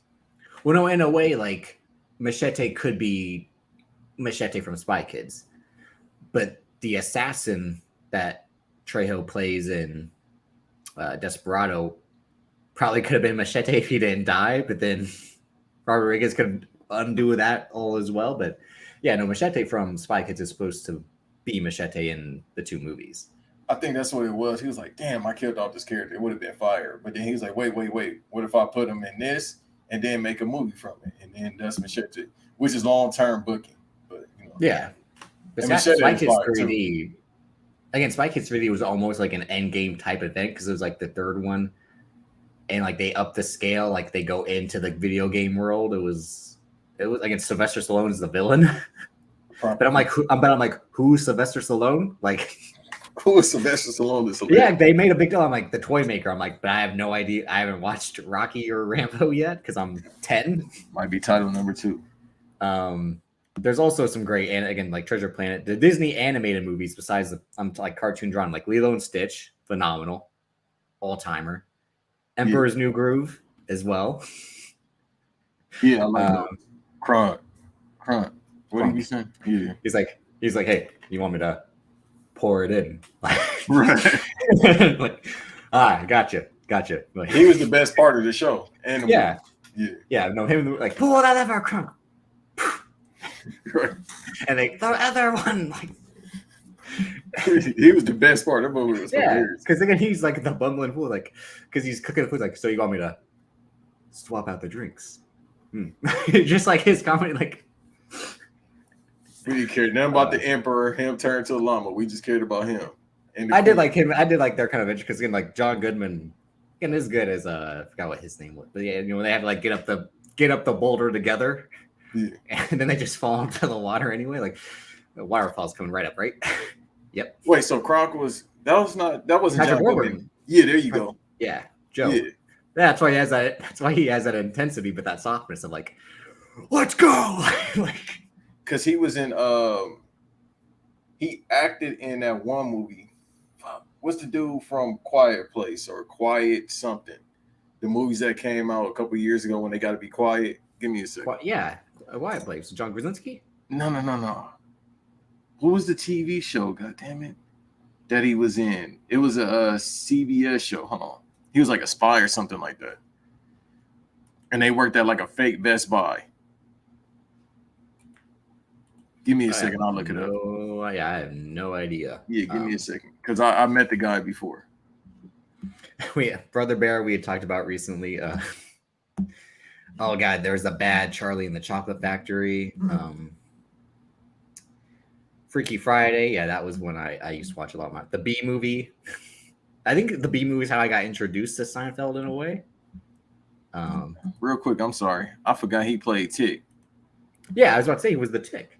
Yeah, I watched that live action show. Even though I preferred the cartoon, the live action show was more adult oriented. That Fox was trying to do. Yeah, Kronk's New Groove was fucking hilarious. But I'm looking up the TV show. Go ahead. I'm sorry. Well, I was about to bring up next, like, so in a way, like comedies also dominated the 2000s, and Will Ferrell in particular. He had Anchorman, Talladega Nights, Semi Pro, Step Brothers, and you can kind of throw in Old School too. Which of those is your favorite, if you have any? I'm sorry, say again. Anchorman, Talladega Nights, Semi Pro, Step Brothers, Old School. Talladega Nights. And in a way, like again, like this is him and Adam McKay starting to like run shit in comedy, but also like at the same time, Seth Rogen and Judd Apatow have 40-Year-Old Virgin, Super Bad, Knocked Up, and Pineapple Express. Like in a way, the white guy comedy like dominated everything. Because we get what, like, I mean, Undercover Brother was good. I saw Undercover Brother in the theater. I told you that story, how my aunt tricked my mom into saying we were going to see one movie, but she took us to see Undercover Brother. Yeah, well, if you want to tell the people that story again, that would be hilarious. No, that's on a past episode. Why did your sister want to see that? I mean, I'm sorry, not your sister, your aunt. My aunt? Yeah. My aunt just was, I don't want to say a terrible parent, but she was a terrible parent. Because she took you to see that? That sounds like a good parent. I was like 7 or 8. So again, I couldn't understand the whole concept of like, you shouldn't date white women. And the mayonnaise thing. Again, like what's wrong with mayonnaise? Like, was it the love interest? Denise Richards? Yeah, there you go. As white she-devil. Yeah, that's white she-devil.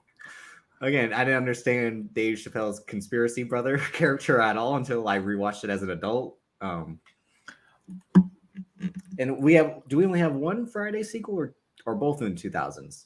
Both in the 2000s. So we had 2001, and then we had 2003. These are Soul Plane, Paper Soldier. So we also have some black comedies as well. It was several. State Property 1 and 2. Yeah, State Property 1 and 2, Paper Soldiers, the Friday movies. Feel like I'm missing 1 or 2 more, but it wasn't as potent as it was in the 90s, I should say. Oh, fucking Road Trip. Road Trip is better than Road Trip. Well, that sounds anti-black, sir, but yeah. How? Because what you just said. How? Because the Europeans? Right, over them stepping at the one fraternity? Exactly. There's also the Road Trip. Didn't they say you was in that movie? B-Dot said I was in that movie. Or I'm trying to recreate that movie with my lifestyle choices. That's about right. I'm sorry, real quick. But it has that horrible French toast scene in which he's like, "Can you recook my French toast?" And he fucking puts it in his. That was Hey, that's why you don't never eat at every Waffle House, people. By the way, Patrick Warburton, he got an insane resume. But the show I was thinking about was Chuck. I swear he was on there probably like as a day player. You confused Zach Levi and John Krasinski? No. I definitely did confuse Shazam with him, but I swear like he was on there as a day player one time. So maybe that's what I'm thinking about. But besides that, his fucking resume is insane. Continue. I'm looking up his resume, bro. There you go. How High. Thank y'all. Oh, yes. The barbershop movies. Thank you. And How High. Yes. Thank you, Vin. I'm like, what? I'm trying to remember. Like, Who's Your Cat? I only had seen Who's Your Caddy once, to be honest. I think I have as well. I'm trying to remember who was in that. Big Boy. Yeah. And Andy Milonakis and the dude and the principal from There you go. That's why I only seen it once. from Ferris Bueller, who got locked up. Mr. 3000. And I like Andy Milonakis show. That's from the 2000s. Yeah, that's a TV show. I like that. I again, got peas on my head. Don't call me a Most pea wanted. But what do you think is kind of scary movie 1 and 2 or black movies technically? Yeah, White Chicks again. Famous. Yeah, I hate that movie. Why do you hate White Chicks? I hate it. I hate the parody of it, and I just hate the movie. Do you hate that they have to play with a dildo in the one scene? I'm glad I don't remember that scene. Remember when they're like, they're with the other girls, and he's just like, they're like, show us how you would do it. He's like, I'm like, yeah. Oh yeah, I do kind of. Yeah, I ain't seen that movie since 2010. Thank God. So I kind of scrubbed it from my mind. Do you hate that movie gave us Terry Crews? Is that what you hate about it? No, because I don't hate Terry Crews. He said questionable things, but I'm not here to consistently say everything else that everybody says about this man. And he's a father, and his kid seems to be a good father, so that's why I leave. His kid seems to be a good kid, so I leave him alone. His kid is on the Disney show too, so I kind of leave Terry Crews alone, man. That's not my place to call every single person out their name. I ain't got time and energy for it, but I hate loving basketball. I said this last week, and I'll say it again. I still hate loving basketball. Remember the Titan is a phenomenal movie. Don't watch that movie again, sir. Shouts out to the Bay once again. So I'll give my movies. I'm surprised this man has left off Catch Me If You Can, even though I understand why he doesn't like that movie, just because, you feel me. We'll get into our top 10. So do you want? I gotta send you my list. I'm just trying to do some comedies before, and then because we'll do our top 10, then we'll do some honorable mentions. But like I said, like Will Smith and Seth Rogen dominating the comedy scene of, again, like Superbad, and Anchorman, and like all those. Adam Sandler, I guess, is also kind of dominating, like Longest Yard, Mr. Deeds. Little Nicky. Oh God, yeah. This is when we talked about Adam Sandler and Hustle. This is why I said I only liked Sandler in the '90s, because of Billy Madison, Happy Gilmore, Big Daddy. I didn't like Sandler so much in the 2000s, even though The Longest Yard is like the perfect movie for me, because it's comedy stars like Adam Sandler and Chris Rock, wrestlers like Goldberg and Steve Austin, Nelly, Michael Irvin. Like, man, how the hell you know about Deliver Us from Evil? Should we talk? Do you remember Bringing Down the House with Queen Latifah and Steve Martin? Yeah, I remember that vividly. Yeah. Yeah, but Deliver Us from Evil. What was the movie where Rob Schneider played the girl? Oh, the chick. Yeah, the hot chick. Hey, the hot chick. Yeah. Because the shorty that looked like me and Yim in there, pressure. You don't remember her? Ling Ling or whatever her name was? No, Biling? I don't remember. Wasn't she in Crank? I don't know. It was a mixed shorty in there. Her mom was like trying to be hip hop, but she was like Asian or something like that. She was the homegirl though, but she was hidden. I don't know if that's racial because I said she looked like me and Ian, but she do look like me and Ian. I'm trying to think. I'm surprised you don't have a wedding planner. With Matthew McConaughey and Jennifer Lopez? Exactly. I was thinking about, because that was around the time where all the little sappy movies. I was gonna say my list doesn't have a rom-com on it. It has 2 teen comedies. See, look, he got it. Baleen, yeah. Yeah, I said Baleen, yeah. Both of y'all, for knowing that, y'all some freaks, goddammit. God, I'm really struggling with this last one for my top 10. This is why I said this earlier. I hate making top 10. That's what I'm saying. Like, I don't really do lists in general. You feel me? Like, no, well, this is just 10 right now. And like, so for part you could do a 500 movie list from the 2000s. I could probably do 100. Probably not top. I can do 500. How many 500 things do you like? That's what I'm saying. I could probably only really do 100. Yeah, but even like the kids stuff I liked at the time. That's the thing. It's like, tell people about Moulin Rouge being one of your favorite movies ever. I've never seen Moulin Rouge. The soundtrack was fire. Oh, here we go. See. Hey now. That's the name too. Then. So everybody that's listening right now, we're just trying to make sure we get our list. Davis is more technical with his list because I just be if it's me, y'all should know my go-to spots. So Well, here's the thing. I got a lot of these movies I've talked about before. I just sent you. I just texted to you. But I have a whole list of honorable mentions too. But a lot of these movies I've either talked about before. Again, it's allowing me to kind of explain more. And we've either talked about these on the action movie draft, a past episode, which, you know. But I mean, again, the 2000s. Do you think it was better than the 90s? no. Really? Hell no, bro. The 90s was the 90s, bro. We had money, even though I was little. We had money. No, I'm just saying the movies. Oh, I ain't had no movie. No, the 90s, nothing to beat in the 90s. Nothing. Entertainment wise, nothing is beating the 90s, yo. So when we do music next week, you'll think 90s music is still better than 2000s music? Yeah. See, this is where we're.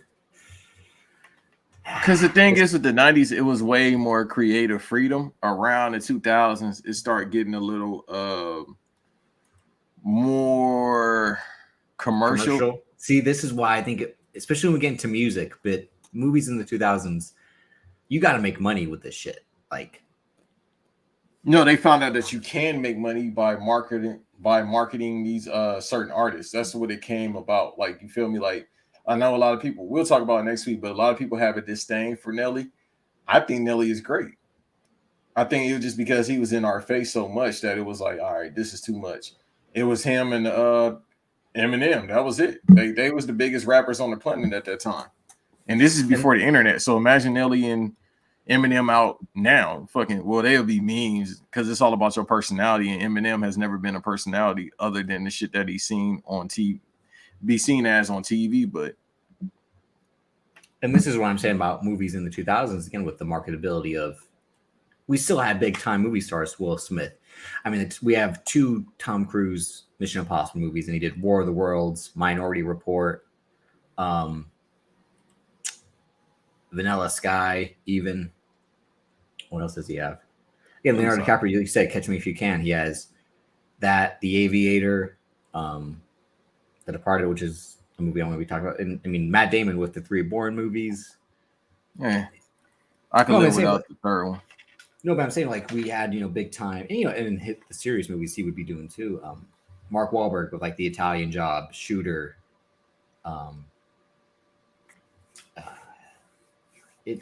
Here's everybody for everybody that's listening. This is Davis' list as well. So if you're listening via audio version, yeah. If you break, well, that's only on the Patreon. So if you're paying the $5 to hear just the audio on the go, we appreciate it. But again, the visuals on YouTube every Sunday, that's where you can find us. But let me break down my list. So it was tough, but obviously number 1, Kill Bill. Both parts count as one movie because that's how it was intended. Although I've never seen the entire version. Like I've never seen the one movie version that was put together, the whole bloody affair, as Quentin Tarantino called it. But Casino Royale, again, like Bennett mentioned, that's my favorite James Bond movie. Mission Impossible 3. My favorite, but not the best of the franchise, Star Trek 2009. That's the best Star Wars movie of the 2000s. No offense to Attack of the Clones and Revenge of the Sith, which are really good and kind of have aged, I think, better for us kids that grew up on them and watched them and continue to watch them. She's the Man and Fired Up, 2 of my favorite teen comedies. I'll kind of go more in depth. I just want to put the list on so you people can see it. The Departed, only really Scorsese movie I like of the decade. It's my favorite, but again, not his best. Goodfellas is his best. And that's also one of my favorites too. Harry Potter and the Goblet of Fire. I mean, I was super into Harry Potter during the 2000s. From the books to the Legos to the movies, like I had there might have been a video game out at that time that I had played briefly. The Prestige, Chris Nolan's. I think it's Chris Nolan's best movie. I still need to see that, but I agree. Yeah, you really should. I mean, because it's a movie that you haven't seen it before at all. But I've heard so many good things about it. That's and I won't go in because it's a movie that when you watch it once, you'll want to rewatch it right after. Snatch, Guy Ritchie's Snatch. Um, Yeah. basically like his version of Pulp Fiction in a way, because after Pulp Fiction came out, Hollywood asked for all these different movies. So take it down. I'll go in depth on mine after you kind of you can put yours on display now. All right. So if you read at the bottom, I'm still trying to update my list. I got Yeah. Bad Boys 2, Zoolander, National Treasure, Hitch, Scary Movie 2, The Lord of the Rings, The Return of the King, V for Vendetta, Napoleon Dynamite, and then the last two probably be because it's so easy for me to say The Dark Knight, dog. Like I said, I'm trying to do something different, trying to give y'all something different because it's so easy for me to say that. So that's what I'm gonna do. Fuck that. I'm gonna be different. I can do the whole go-to things. Mr. and Mrs. Smith for number 9. No particular order, by the way, for my 9th movie. And then This is not rankings. We're just listing 10 movies. Again, our favorites, not the best, because it'll be too hard. So the 9th one, pause. The 9th one, I said Mr. and Mrs. Smith, which they making a TV show too, but we'll see about that. No, they actually shooting it right now, so it's already done. Who did they replace Phoebe Waller-Bridge with? Oh, you don't know about this? No, the first actress dropped out. I don't know who they replaced her with. They just announced it the other day, so you're not missing much. No, I'm looking up right now. Continue. And then the 10th one, I actually might go with Kill Bill. Thank you, Tristan. Because the second one was fire, but I like the first one a little bit better. See, I've been on that for the longest time. That volume 2 is my favorite, and it makes sense why 2 is the better version in a lot of people's eyes, because you go into her origin story a little bit more with the cruel teachings of Pai Mei, which is phenomenal. Again, her training sequence and the whole just how evil he is. Well, being as cliche as he could be with like the long beard and the the stereotypical shit that these do in kung fu movies. But that's thing, it's Quentin Tarantino's homage to those movies that he grew up on it, and basically, again, it's the entire movie's influenced by that. He making fun of it. That's what I'm saying. Like with the close-up red alert shit. Well, he's not making fun of like his whole thing about loving grindhouse movies or loving bad movies, like how you do, is like these are again like arts, and a lot of people disrespect this because they view it as trashy or like, oh, look at what again the haha and the the dubbing and all that stuff. But no, like there's actual real work put into this that is not respected. Exactly. Again, the whole training sequence, like she has the sword and he lands right on top of the sword and then kicks her in the face. It's like, to some people that'd be laughable, but like, no, it's brilliant, because again, that's the choreography of action, especially Asian action film from that 60s 70s era. But part 2 is so good because there's more David Carradine as Bill in the beginning, in the black and white before the massacre at the church, and at the end when she's at his house and he does the whole Superman speech about Clark Kent is the real disguise, because that's how he views society as weak and feeble, and the whole point about her being the killer. And they have the great scene when he's like, you're my favorite person, but you can be a real cunt sometimes. Like that whole back and forth is pretty good. And it's, in my opinion, when we had done Oscar talk with Cal earlier this year, and performances that didn't get recognized, or performances that we would have nominated for Oscars, David Carradine in Volume 2 as Best Supporting Actor definitely should have gotten nominated, because he's brilliant in Kill Bill Volume 2, because he only has he has the scene in the first one where he's holding the sword and on the phone, and then when he's with Lucy at the end, and you only hear his voice when he's like, does she know that her daughter's alive, which is a great cliffhanger for Volume 1, because you're like, holy shit. Real quick, I do want to talk about this. I low-key forgot they made a Silent Hill movie. I remember watching it. I forgot they made that. I remember the House of the Dead a little bit. That's crazy. I definitely remember Prince of Persia and Doom. I think Prince of Persia And is did a lot. 2010. I think it's 2010 though. It don't matter. It's Jake Gyllenhaal. Like I tried It's to watch bad. that Yeah, movie. it's I turned it bad. up. No, it's really bad. It's a movie where like, you know what? All right, so put your list back up again. We'll kind of get to video games at the end because that was something that started to take off a little bit more. So yeah, Bad Boys 2, Zoolander. Zoolander is something I liked the first time, but I really haven't gone back to as much. No, one of my favorite movies of all time. That shit's still hilarious. See, this is my whole. I never really liked Ben Stiller that much. I think Tropic Thunder is the better movie of his of the 2000s. And then Dodgeball I think is better than Zoolander as well. Yeah, you kind of tripping on that one. National Treasure. Yeah, I agree with that. That's one of the better live action Disney movies, which is like their kind of kid friendly version of an action movie. You know, like they would try to make adult action movies, but there's never anything like seriously like dangerous or evil or blood or swearing. Like National Treasure is pretty safe. Like I used to watch that a lot with my mom. And is that your favorite Nick Cage movie of the 2000s? Because you being a big Nick Cage fan, this was kind of like his era of like slumming it. That's what I'm saying. So by default, I think that's it. You aren't rocking with Next when you can see 2 minutes into the future. No, that's stupid. Why would you want to just see 2 minutes into the future? That's a waste of time. No, because then it pays off when he can actually see like a whole event later on that causes the movie. So Hitch, Hitch might actually be the best rom-com of the 2000s. When you talk about like the sappy, like basically Reese Witherspoon's whole run of like Sweet Home Alabama and Jennifer Lopez's movies, like you had mentioned, Hitch is actually the better rom-com. And it's probably like the most likable Will Smith ever is in a movie that isn't like him being Mike Lowry or Agent K. Yeah, because he decided he didn't want to be a simp anymore. He wanted to be a player or teach guys.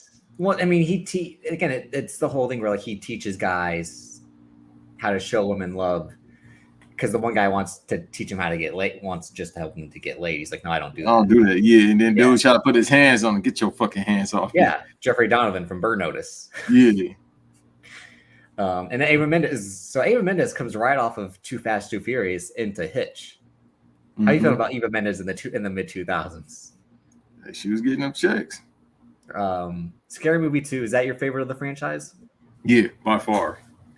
See, I think I had seen parts of 2 before seeing it because I remember it did frighten me at first, to be honest. The clown under the bed and all that. I didn't know it was like a parody until I got a little bit older. But I think my cousin was watching it once. I'm like, what the heck's going on? Charlie's Angels had come out. That's why they do the whole fight sequence, right? Yeah. The way it's stylized. Charlie's Angels is bad though. Those are bad movies. That's what I'm saying. Like too much Matrix effects and. I mean, we skipped over.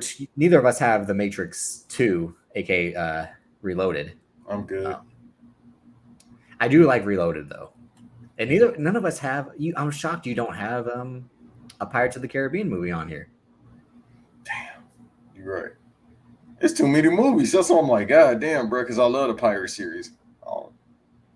I mean, I'll take off V from Vendetta and put like Pirates. I was about to ask you that in a minute. But Scary Movie 2 I'd say it's better than the first one. And the whole sequence of them dribbling the basketball is like, what the fuck's going on? But it's just like hilarious. Yeah, that was the parody of the fucking Reebok commercials.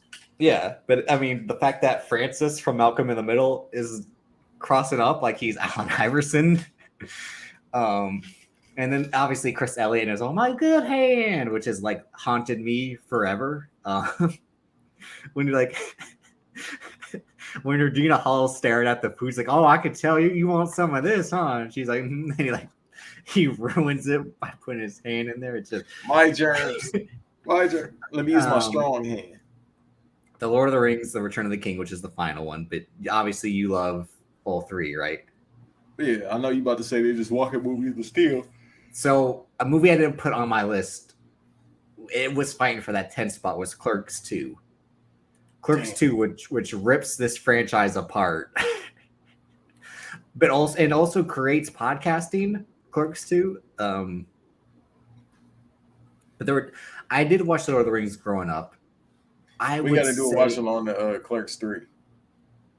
Oh, okay. I would do it to all three actually. But Return of the King, it was just too long.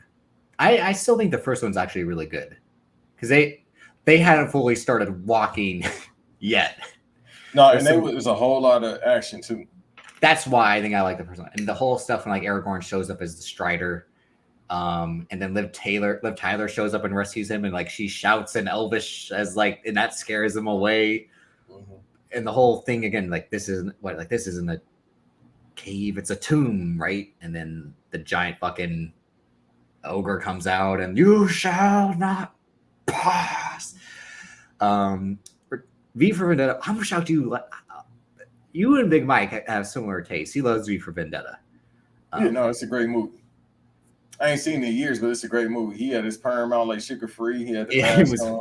To the gods. He basically being Cat was Cat Williams under the mask the whole time. It definitely was. Y'all better get back in for curfew. Well, I mean, it was Hugo Weaving who was obviously in Return of the King, the voice of Megatron. He dominated the 2000s low key because he was Mr. Agent Smith. And he was in Captain America.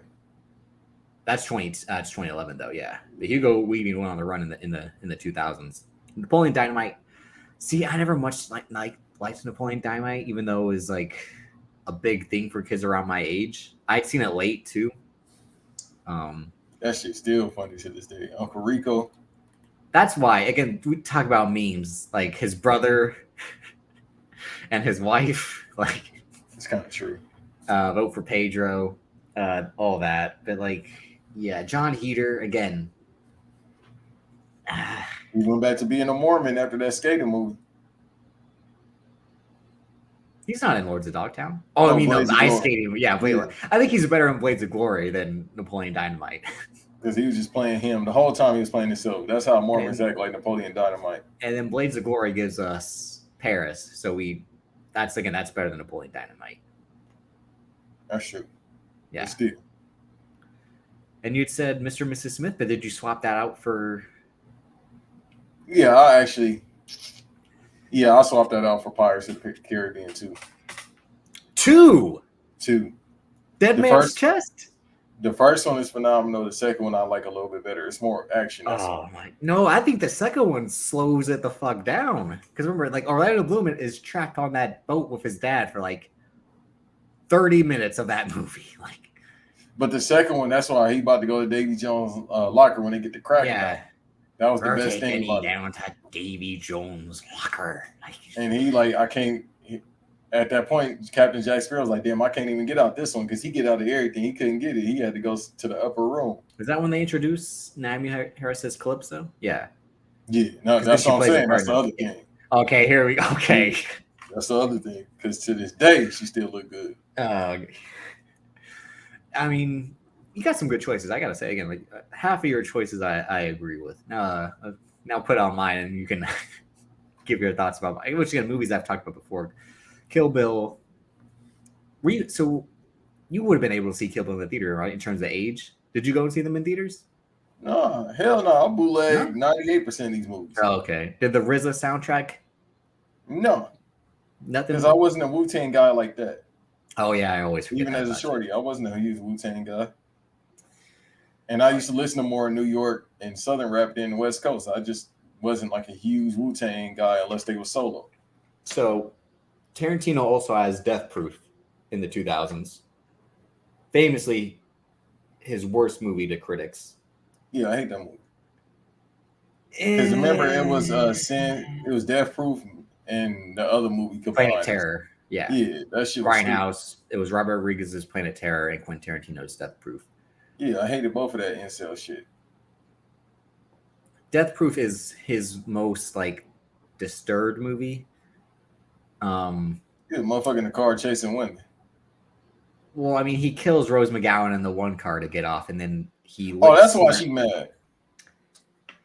And then he licks Mary Elizabeth Winstead's feet. Mary Elizabeth Winstead is a gorgeous woman, again, sky high. That's Hugh McGregor's wife in real life. But yeah, Got his feet.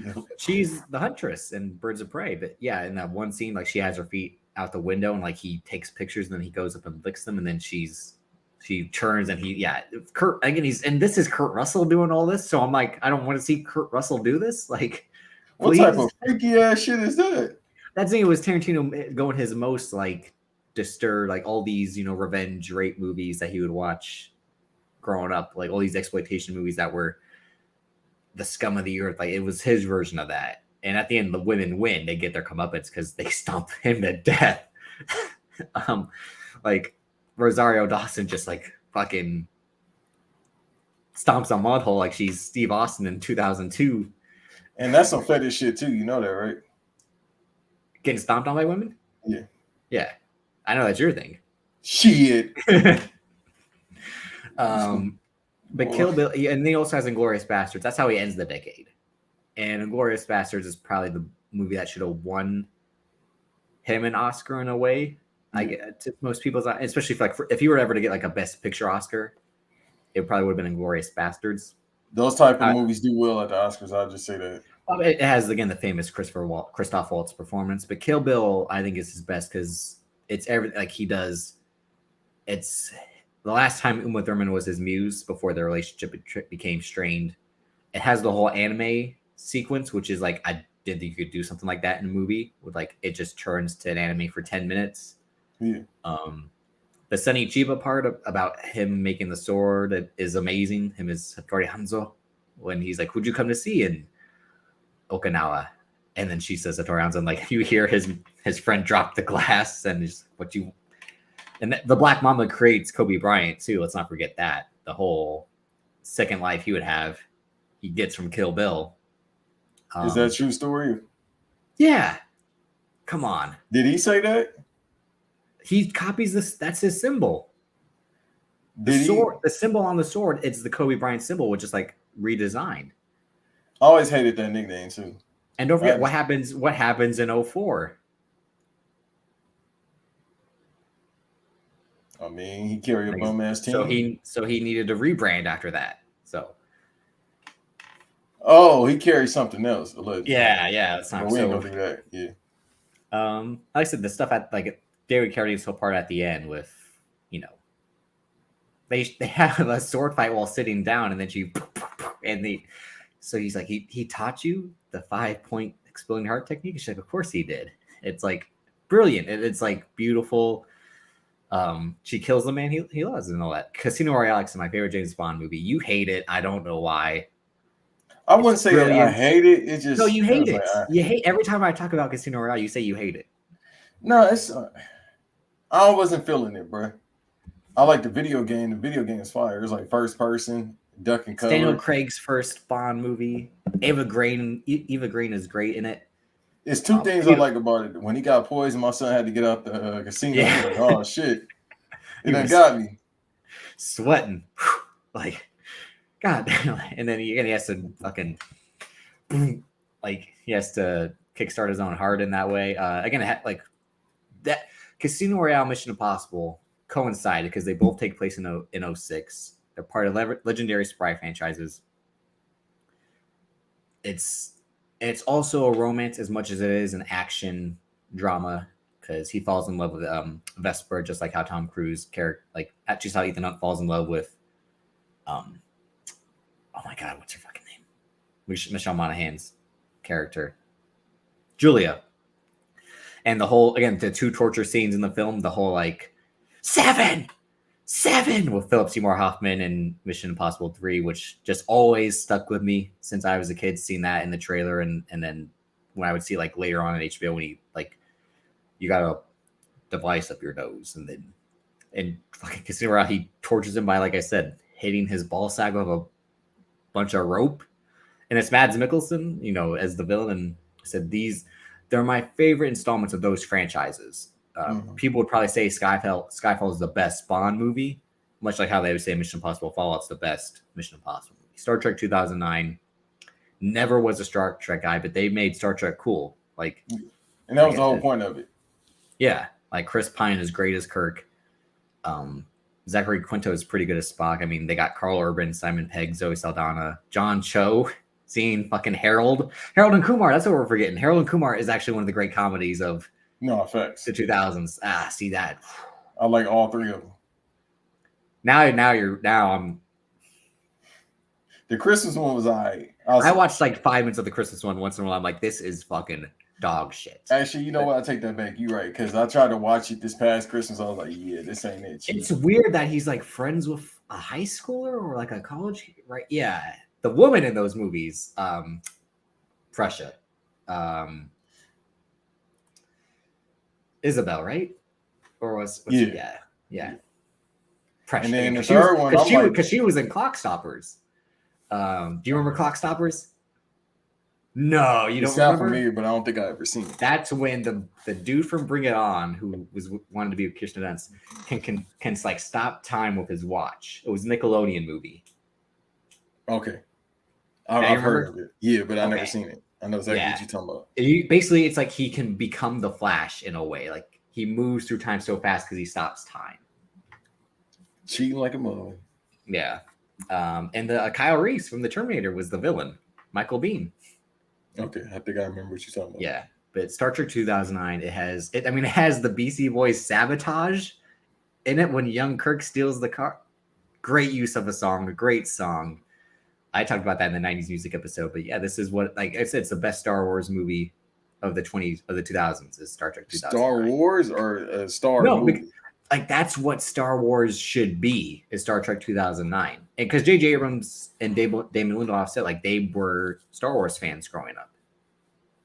And they said like they were never really into Star Trek. As much as they were into Star Wars. Mm.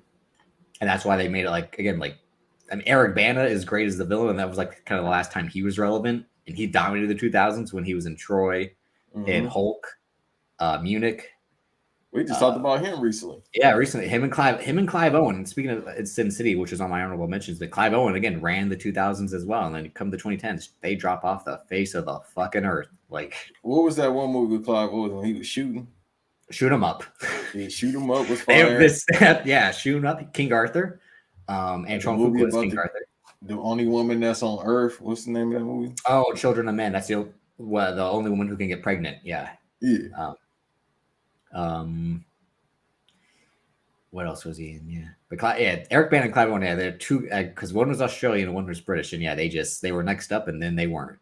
Yeah, no, they disappeared. I legit ain't seen them in years. But yeah, when Eric Bana's like fire everything during like the final battle, fire. Yeah. So again, but it has the best opening, which Zack Snyder stole from Man of Steel, which was Chris Hemsworth saving everyone on the ship as his son is trying to be born.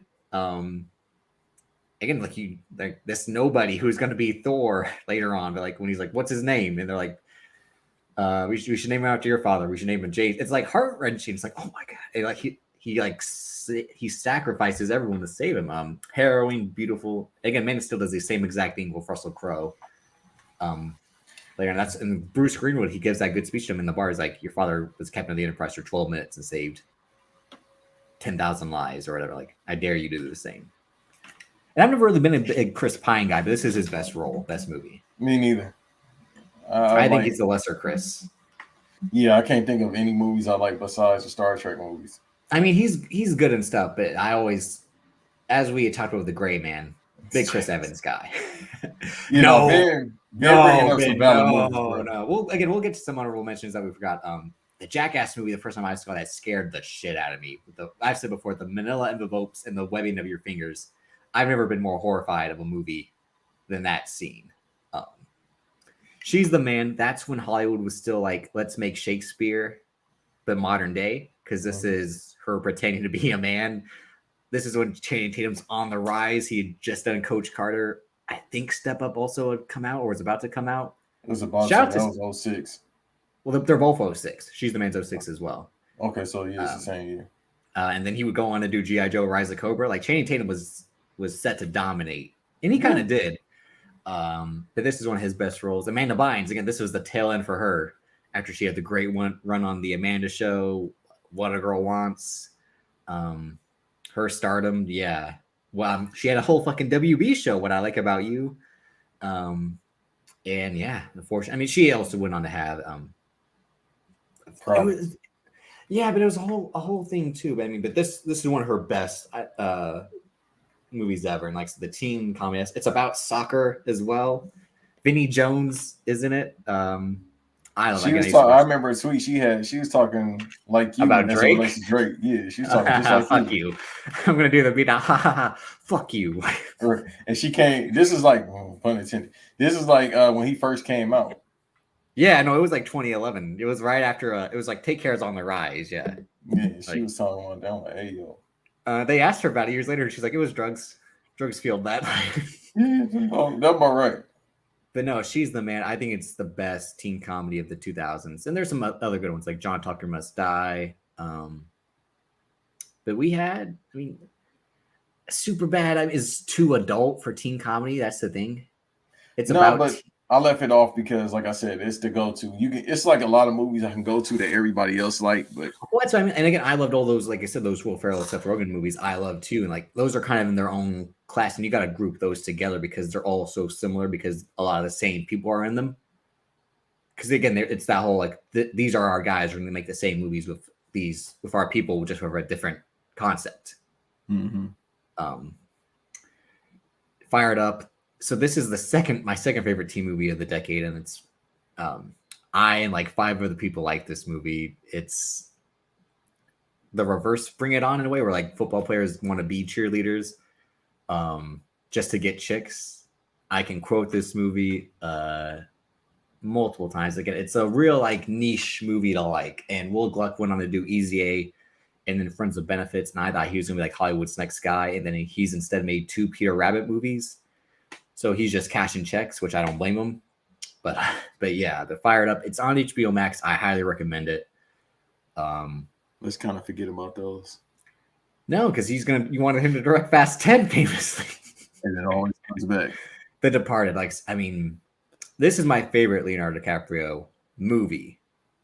My favorite performance is him in Once Upon a Time in Hollywood, but this also might be one of my favorite performances with him as well. For the longest time, this was my favorite movie overall. The first time I saw it, I'm like, what is this? In a way, like movies can be like this, of like it's editing, the music, how it's dark, how it's hilarious. There is some action in it. I hadn't seen Goodfellas yet. I had seen bits of this first, and then saw it all together. But basically, I am like the Leonardo DiCaprio character. I am Billy Costigan, this guy who grew up 2 different ways. He was a suburb kid, then a ghetto kid, and then he's an emotional wreck as an adult. It's like he's too smart for his own good, but he's too depressed as well. And this movie also works because it's like Matt Damon's a piece of shit in this movie, just like he is in real life. So it's his most real performance. Plus, it's one of Mark Wahlberg's best performances as well. And it's again him playing Mark Wahlberg as a character. Because he says some stuff in this movie like, oh yeah, you say stuff like this in real life. Right. Again, a movie that my dad had shown me. So this movie that he and I enjoy, even though he hates Leonardo DiCaprio in this movie. But again, one of the final parts of this movie is Leonardo DiCaprio on a roof, pistol whipping Matt Damon and telling him to shut the fuck up. So like, what more can you like? And it takes 20 minutes until the credits to show you what movie this is. Again, I had never seen that before. Yeah, I seen it probably one time, and that's like when it first came out. I ain't seen this Departed since. You should. I think it might be on HBO Max. But I promise you, I'm not gonna watch it. It's definitely on Netflix. I know that. It's on one of the 2. You should watch it. No, I'll be all right. No, watch it. I ain't got time to watch that shit. You ain't trying to hear people do Boston cop accents like Mon Sheen. Yeah, because they're gonna say a slur. And then it's just I don't have 3 hours. And the other part, like Jack Nicholson is just like doing Jack Nicholson. Like that's what I'm saying. And I never really been a big fan of Jack Nicholson. Yeah, I can understand it. Harry Potter and the Goblet of Fire. Like this is my favorite Harry Potter. People would probably say Prisoner of Azkaban is the best. It probably is too in terms of how it's made. But Goblet of Fire, it's when shit gets like real. Like Voldemort finally shows up and like he fights Voldemort briefly. It has the Triwizard Tournament, and everyone who's ever heard me talk knows I love a tournament in things like Bloodsport. It has the Kumite. Yu-Gi-Oh had Battle City. Yu Hakusho had the Dark Tournament. Like, if it's a tournament, I'm in because this has the Tri-Wizard. Yeah, tournament. you don't watch New Japan, so I don't The understand. G1. No, when I watched the G1 in 2017, I'm like, goddamn, this because 2018 is why I stopped watching New Japan because like I missed 3 days of the G1. I'm like, I gotta tap out. Yeah, like I can't. Like I I'm like, always say, if you miss even the one New day, you might Japan as well Cup, say forget even the it. New Japan Cup was a slog in 2018. Like, and Yeah, Zack Sabre Jr. won that, and I'm like, yes, like I always tell people, you miss one day, I do Japan. That's it. You miss one day of the tournament, hey man, you might as well not watch. But no, I remember seeing this in the theater, and I had just read the book first, I believe, or did I read the book after? But either way, this one has the best set pieces in the film, which is in the series, which is him running from the dragon on the broom, well, flying, I should say, them underwater against like the mer people, and then the maze, which I said like in the Gray Man, we need more mazes in movies. The shifting maze at that is, and this introduces us to Robert Pattinson, the Batman, which is why this is how my father's crush on that man started, was seeing this movie as he saw Robert Pattinson as Cedric Diggory. He was like, that's my guy. Because then he sees like, Twilight a year or two later, and he's like, my man, Rob Pat's, like, let's fucking go. Like, he was all in Harry Potter after that. But yeah, because I'm super into Harry Potter at that point. The Prestige, like, I don't want to spend too much time on this, like I said, because it's a movie with such a big speak your piece. But no, again, it's funny that Christian Bale and Hugh Jackman did this in between their superhero movies, because this is right after Batman Begins, right before The Dark Knight, and this is right after X2, before X-Men: The Last Stand in terms of release. So these two guys who it's about Nikola Tesla, right? No, he's a character in it. It's about magicians who are friends becoming rivals. But David Bowie plays Tesla in the scene because he helps Hugh Jackman with his trick. But no, it's funny because it's two stars are like, one guy wanted to be the most serious actor of all time, and Christian Bale, and the other wanted to be like this song and dance man, Hugh Jackman, and they both got typecast as like Batman and Wolverine for 10 years. Yeah. But like this is a movie where they show that they can act. And Michael Caine, of course, is in it because he's Chris Nolan's guy. So I say I don't know what this is. I haven't checked because I always try to on Twitter at the BVD Pod. We'll list some recommendations of where you can find these movies on social media. I'll definitely tweet out on the site. On streamer. I mean, yeah, I'll definitely tweet out the site. Trust me. Which one you want? And Snatch. Like I said, Guy Ritchie. I have a whole Guy Ritchie episode planned for White Noise, which you will join Cal and I, because you call Guy Ritchie a fraud, which I say, you are wrong, my good sir. It's a Guy Ritchie Matthew Vaughn episode is what I should say, because I know like Matthew Vaughn. And Matthew Vaughn was the producer of Snatch. And like I said, I think this is why I like British movies and Brit crime in general, was seeing this at such a young age. And it's Jason Statham's best role that isn't him is Deckard Shaw. Great cast. Brad Pitt again as the boxing gypsy. Just instantly quotable. Like I said, I bonded with it. Both my parents loved this movie, and it's why it has such a big impact on me. But Guy Ritchie ends the 2000s with Rock and Rolla. Great movie. Also Sherlock Holmes, but Guy Ritchie's. I love the Sherlock Holmes movies. But Guy Ritchie's style at this point in Snatch is like, again, like how can you make a movie like this with like its editing and telling you and showing you at the same time, the cinematography and how it'll speed up and slow down. Snatch it's on Netflix, so again, check that out if you haven't seen it. And now we're just gonna go into some honorable mentions. Do you have any listed, or can you just name some off the top of your head? Off the top of my head, I'll go. I swapped it out. Swap it out. So I'm gonna go with Old School. Great movie. I'm gonna go with Lil Nicky, like I mentioned earlier. Oh God. Scary Movie 1 was 99. Damn. Yeah. Hold on. 2000 movie. Castaway. What's your favorite Tom Hanks movie? Is it Castaway? No, Forrest Gump. And I'm not even like a big Tom Hanks fan, but I really Do you like. remember? And This Is the End when they shit on Forrest Gump? Yeah, and I like This Is the End. I've seen that but I only seen that one time. That shit's still funny to me though. Same. It's on Netflix right now too. But Jay Baruchel's like Forrest Gump is garbage, and then Emma Watson, Hermione, and Craig Robertson are like Forrest Gump is amazing. What are you talking about? He's like, yeah, it's horrible. It's a horrible That shit's movie. fire. Yeah, I like Forrest Gump. 2012. I'm looking at the list now just because I just don't want to go off the top of the head. So 2012 was a good movie. I went to theaters to see that actually. Was that in the 2000s? That was 09.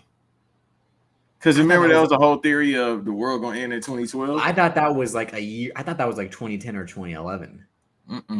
That was So Roland Emmerich's 2012. Did you also like his 10,000 BC?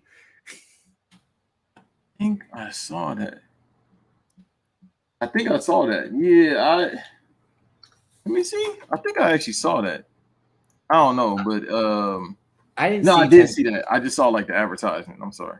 I didn't see 10,000 BC, but I remember he used to make a lot of like Armageddon type movies anyway. No, that's what I'm saying. Like I didn't see 10,000 BC, but I did see Disaster Movie, which parodied 10,000 BC.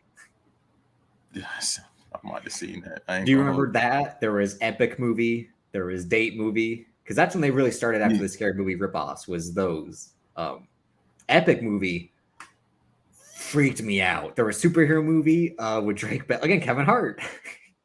Yeah, I think I've seen some of the parody movies, but not a lot of them. Because The Day After Tomorrow is another mention. Oh my god, I've seen that a couple times. That was on FX a lot. I've never seen it. God, yeah, that was. Coming up next, The Day After Tomorrow. Bro, that shit was on there all day. I'm like, God damn, yo. Besides that, Law Abiding Citizen. I watched that not too long ago. Yeah, pretty good. F. Gary Gray had The Italian Job. Mm-hmm.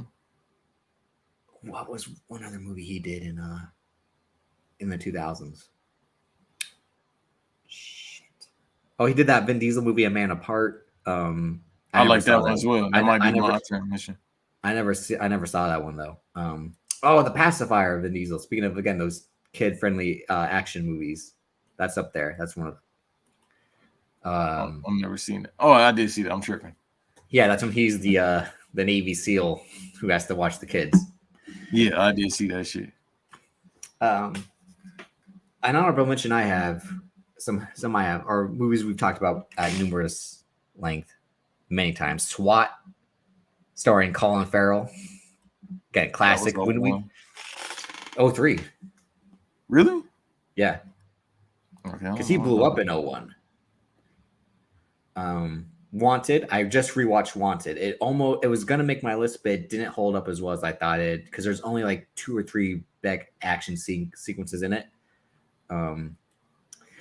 See, I wanted to put these on the list, but it was hard to pick between the two, and I didn't want to put one on and about the other, and that's Ocean's 11 and Ocean's 12, which you and I will argue about, and you will put Ocean's 13 over Ocean's 12. Again, at some point, we're going to have, you always talk about boxing, like you own boxing gloves, we're going to have to box it out about Ocean's 12 and Ocean's 13.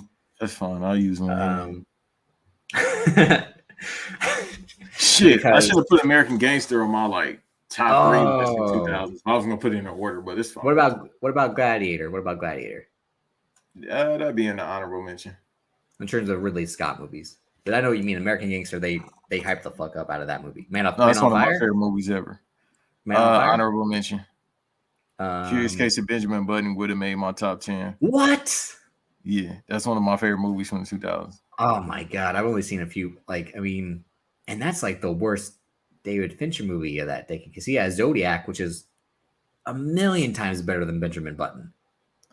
I think I seen a Zodiac Killer a long time ago. Kiss Kiss Bang Bang. We've talked about Shane Black before. One of the best Robert Downey Jr. performances. Really good Val Kilmer performance. And that's basically the spiritual prequel to The Nice Guys. Pineapple Express. Yeah, Pineapple Express. Again, all those stuff. Shaun of the Dead and Hot Fuzz. Edgar Wright and Simon Pegg's Where's two parts. Norbit on your list? Yeah, Norbit's not good. Yeah.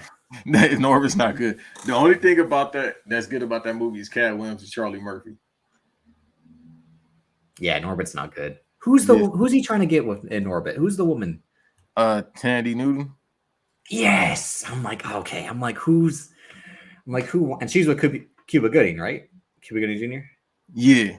Yeah. Because that was like his childhood crush or something like that. Yeah. Like, yo, imagine your girl getting taken by Cuba Gooding Jr., yo.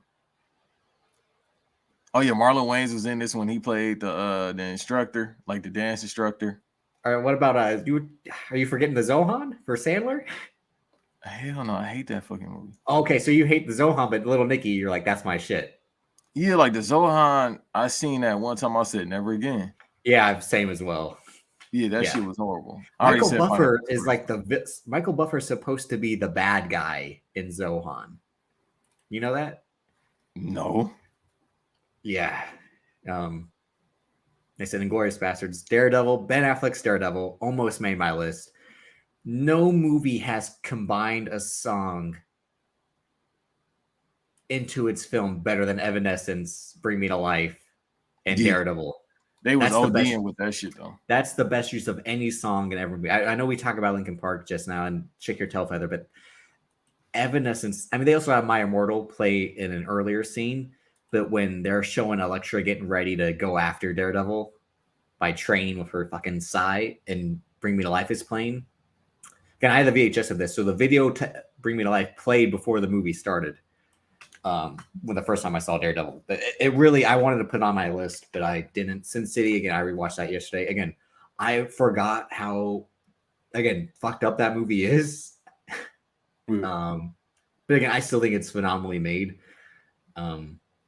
Attack of the Clones, Revenge of the Sith, again, big part of my childhood were those two movies. Again, as I was getting into Star Wars and Star Wars Legos and all that, but and all the other toys, but again, there are just so many that we can name is the thing. And on our Patreon, we're gonna review some scenes, review some trailers. So go over there, pay the $5. So you can Dragon Ball Evolution. That's crazy because yesterday or day before yesterday, I looked at the poster. I was like, damn, that's what really happened. So see, well, I'm gonna make us watch the trailer to another Chow Yun Fat movie, and that's Bulletproof Monk. Do you remember that? I like that movie. I did too. It probably has aged horribly though, just in terms of like, oh yeah, this isn't as cool as it seemed. It had a great trailer though, just like Eddie Murphy and Owen Wilson's I Spy. The trailer for that movie was dope, but the movie was horrible. No, I like that one. I've seen that several times. When he's the boxer who becomes do you believe Eddie Murphy is a boxer? Probably so. He probably got hands. He's been having the same mustache for 30 years now. Oh, okay, here we go. Neither of us put an X-Men movie on our list. It's not needed. That's what I'm saying. It's like movies that people expect you to go to. I'm not gonna do it. Or any of the Spider-Man movies. That's fine. That's what I'm saying. It's movies that people expect you to go for that'll be on your list. I try not to do those type of lists. Like, dog, you already know you like those movies. Yeah, but I'm saying like, and that's how deep the stick. See, that's what I'm saying. It's better than the '90s. I mean, there are some movies that right after we had finished the '90s one, a movie you and I probably would have put at that final spot was Grosse Pointe Blank, and we'd forgotten about it because we had talked about it before the episode, but then neither of us put it on the list, and then right after I'm like, shit, we forgot about this movie in which John Cusack's a hitman, and it's really good. Like, I don't think I've ever seen it. No, we talked about this. Remember, Dan Aykroyd he goes back to his high school reunion and he's a hitman. I don't think I've seen it. Oh my god, this is when you have a forget. Yeah, this is you got CTE. Mike from podcasting, like, yeah, absolutely. Yeah, and just life in general, probably so. There are also you didn't even put Rush Hour 2. But that's what I'm saying. It's like the ones that they expect you to go with. I'm not gonna. Yeah, I know what you mean. Like, but there's it's a given that Rush Hour 2 would be on my list. Oh shit, I forgot. The Friday movies, etc. Yeah, like I forgot The Protector, like Tony Jaws. Yeah, amazing that's what I'm saying. And this was also like this like mainstream martial arts films. Like I mentioned Bulletproof Monk, but like we got Jet Li's The One, Him and Jason Statham in War, which we talked about in Bad Movies, the Bad Movie episode. What other Jackie Chan movie? I never saw The Tuxedo, but Jackie Chan's The Tuxedo. I like that. I watched Jackie Chan's The Medallion multiple times. You didn't say nothing about Romeo Must Die, or I told you Romeo Must Die sucks. Cradle to the Grave. I said Cradle to the Grave is better, but Romeo Must Die is horrible. And Exit Wounds is better than Romeo Must Die, but it's not as good as Cradle to the Grave. We discussed this. Low-key fire. What? Exit Wounds was low-key fire. What else am I forgetting? Apocalypto. Yeah, I thought Apocalypto was good, but it was never like a movie for me. I'm trying to think. Yeah, like I mean, there's again stuff like No Country for Old Men. I never saw where the Wild Things Are. I seen it one time when it first came out. The Spike Jonze movie. Yeah. Yeah, I seen it one time when it first came out because I liked the books when I was a shorty, so I watched it one time. Well, I mean, and this is the thing. The biggest thing we're skipping over is we get 4 Fast and Furious movies this decade, and that kicks off the impact that has on our lives. We were forever changed. Like, and that's the easy given. They would expect. No, we weren't gonna. No, you and I already knew like those were disqualified. Like how when we did the action movie draft, those were disqualified then. But 2002, we get the Fast and the Furious, and then we get Too Fast, Too Furious. Then we get Tokyo Drift, and then the decade ends with Fast and Furious, and like the next decade, right? We kept cooking, we kept hitting that nos. Like, they took it up to 2000. No pun intended. After that, Jumper. I think that might have been on my bad movies list again. The Covenant, that was definitely on my bad movies list. Again, why is Electra not on your bad movie list? I watched 10 minutes of Electra once. I couldn't get through the rest. Facts. Ghost Rider. Ghost Rider's bad. Yeah, Ghost Rider's really bad. I liked it as a shorty. I can't watch that now. Has a good beginning and good end. The League of Extraordinary Gentlemen. I was going to run that back yesterday, but I used to watch that a lot as a kid. Van Helsing is legit one of my favorite movies ever. Van Helsing's bad. Nah, you tripping. That shit's fire. G.I. Joe, The Rise of Cobra. Let's spend some time on G.I. Joe, The Rise of Cobra, because that also was like an end game. Like, this is the movie I've been waiting my whole life to see. Right. And for you, it's like Marlon Wayans is in a G.I. Joe movie. Like, Marlon Wayans is an action star. Like, that was a selling point for me. And then the Turtles movie. I'm just looking at the list right now. I had the poster in my room. Like, my aunt gave me the poster when we had seen. It might have been maybe Iron Man or The Dark Knight in 2008 because it comes out in 2009. I remember it was in the summer when it came out, but I remember like watching Channing Tatum and Marlon Wayans like on like Regis and Kelly in the summer, like just to see the clips of the movie that they were going to like show. It was the same clip. It was that them in the exosuit running through Paris, which is a dope action sequence. I used to watch Dukes of Hazzard a lot. To Get Smart, I love Get Smart. I watched Starsky and Hutch more than I watched Dukes of Hazzard movie. It's the opposite for me. I've watched Dukes of Hazzard way more than Starsky and Hutch, and Dukes of Hazzard is because of Super Troopers, which that's an underrated. That shit was funny. Damn it, that's one we definitely forgot because Super Troopers. That shit is hilarious. I don't remember too many scenes because it's been years, but that shit is hilarious. Right now. Right? Yeah, I think I do remember that vaguely. Was it Yeah, Johnny Knoxville on Dukes of Hazzard? No. Oh yeah. He was one of the him and Sean William Scott and Jessica Simpson. Yeah, there you go. Yeah. Great car chase. Johnny Knoxville only did the movie because the guy who was shooting the car chases was shooting him. Like he said, I think his name was Dan Buckley. He's like, Dan Buckley is the best shooter of car chases. That's the only reason I'm doing this movie. He legit probably wanted to get shot knowing him. And what's he like Johnny Knoxville was like a stunt aficionado. Like that's why Evil Knievel had an impact on his life. But Super Troopers, yeah, definitely. What else do we got? I mean, what other sport movies? You had mentioned Remember the Titans. Gridiron Gang. Oh God. That shit I love. I went to the movies to see that shit. Ghost. Did you like Glory Road? Let me see. The story about Texas Western. Friday Night Lights. The movie was amazing. Never seen that. With Derek Luke. Glory Road, I have never seen it before. Derek Luke was also not. Neither of us put Four Brothers. Damn. Yeah, you might be right. We're gonna talk about it, but damn, shit. Damn. 2000 might have a lot more. Yeah. I mean, Baby Boy.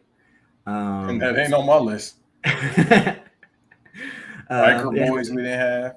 Biker Boys is bad. Twerk.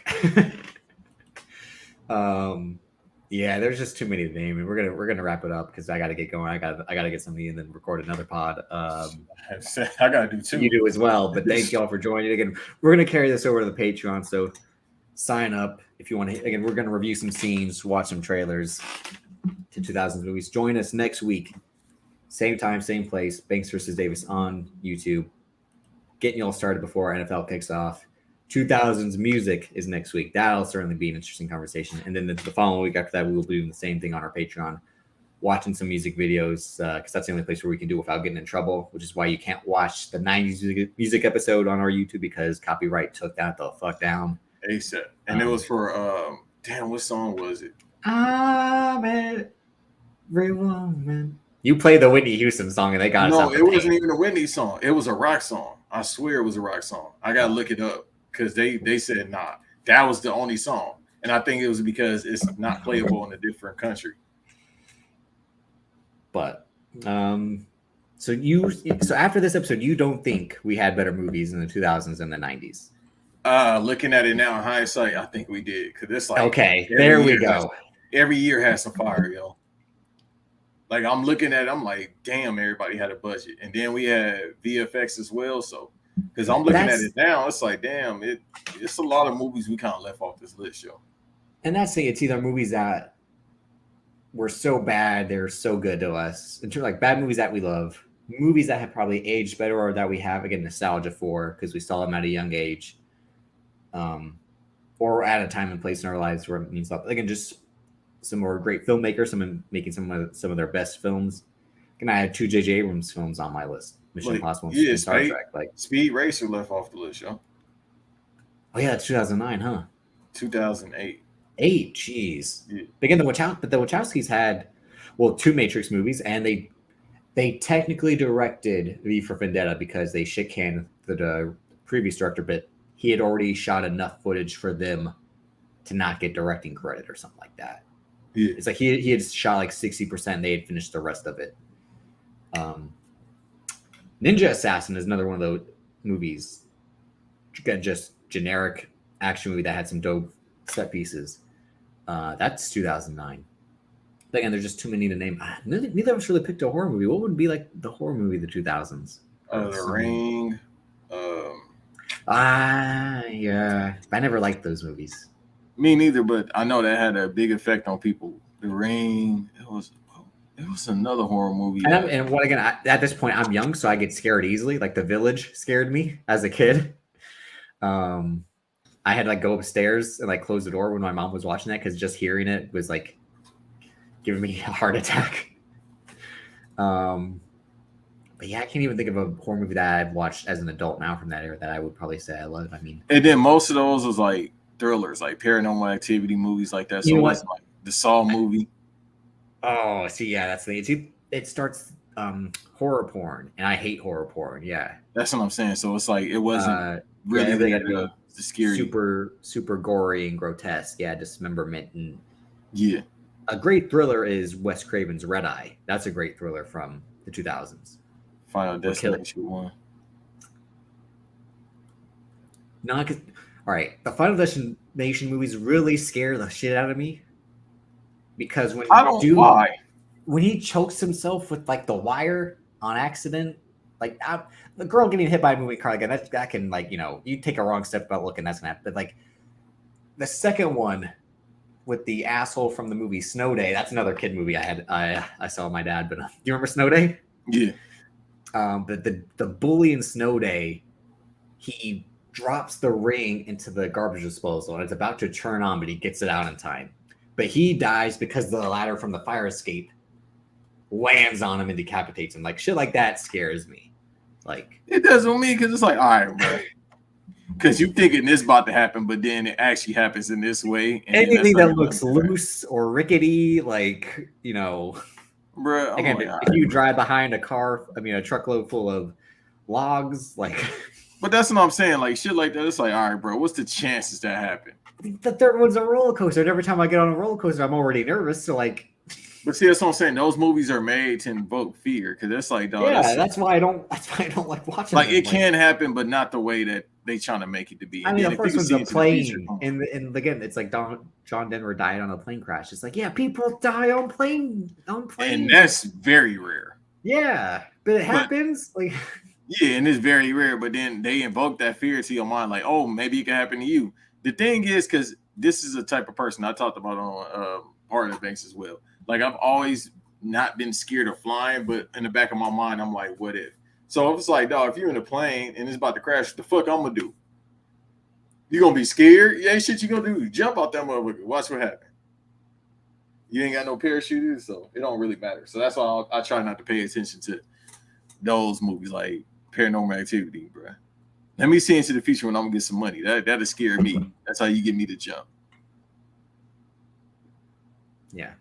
No. But anyway, this was 2 years, man. 2 years of you and I getting together, talk about movies, other things too. But I mean, anything you want to say before we wrap up? In all seriousness, thank y'all for being here. Thank you for anybody that watched even 10 minutes of this. You know, I don't do anything to put myself over. I don't do anything to get views, likes, nothing like that. It's about the money. But no, it just in general, I just thank anybody that has watched me or anything I've done. Myself personally, I think Davis probably feels the same. So if you've been here for 2 years, I greatly appreciate your support. If you've been here for 2 minutes, thank you for being here.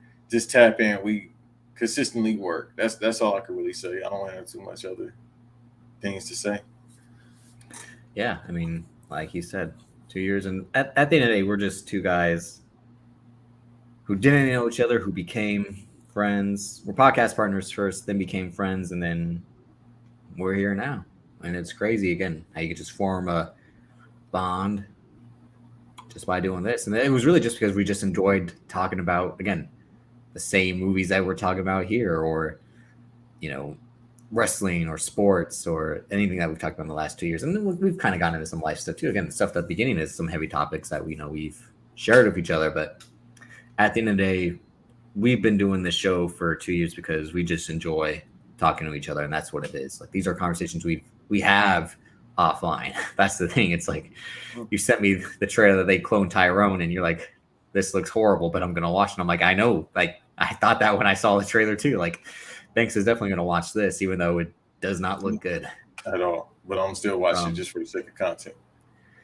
And that's what you'll get. I mean, we do this show basically for each other, but for y'all that enjoy hearing us talk. And Patreon, again, at this point, is really just to put money back into the show to support itself and to give you content that you can only get there. Again, like these watch-alongs, so we don't get in trouble with copyright and all that is the biggest thing, because there's stuff that we would and could do if copyright wasn't an issue. I mean, we would have played a shit ton of clips from movies or that on this episode, but the Patreon, head over there, $5, and it's definitely worth it. We got a whole archive now after starting it 2 weeks ago, so now's the time to join, because stuff is gonna be on there. Right, again, you're getting 3 drops a week basically, with a bonus episode on the banks as well. At this point, it seems like they get like 4 or 5. But also, if you don't want to just you enjoy the weekly show, we appreciate that too. We're at 235 now with subscribers. We're trying to get to 300 at the end of the year. If it happens, it happens. If not, right, it's what it is. But you can follow me on Twitter at Davis aka Drip, Instagram daviscoltondc. The pod Twitter is at the BVD Pod. Stay tuned for that. We could just kind of post clips or some random tweets. Banks doesn't want to be on Twitter. He mostly wants to be on Instagram, but even barely so at that. But he is iamnotbanks on both. And we'll see y'all next time. Peace. And not with the cocaine.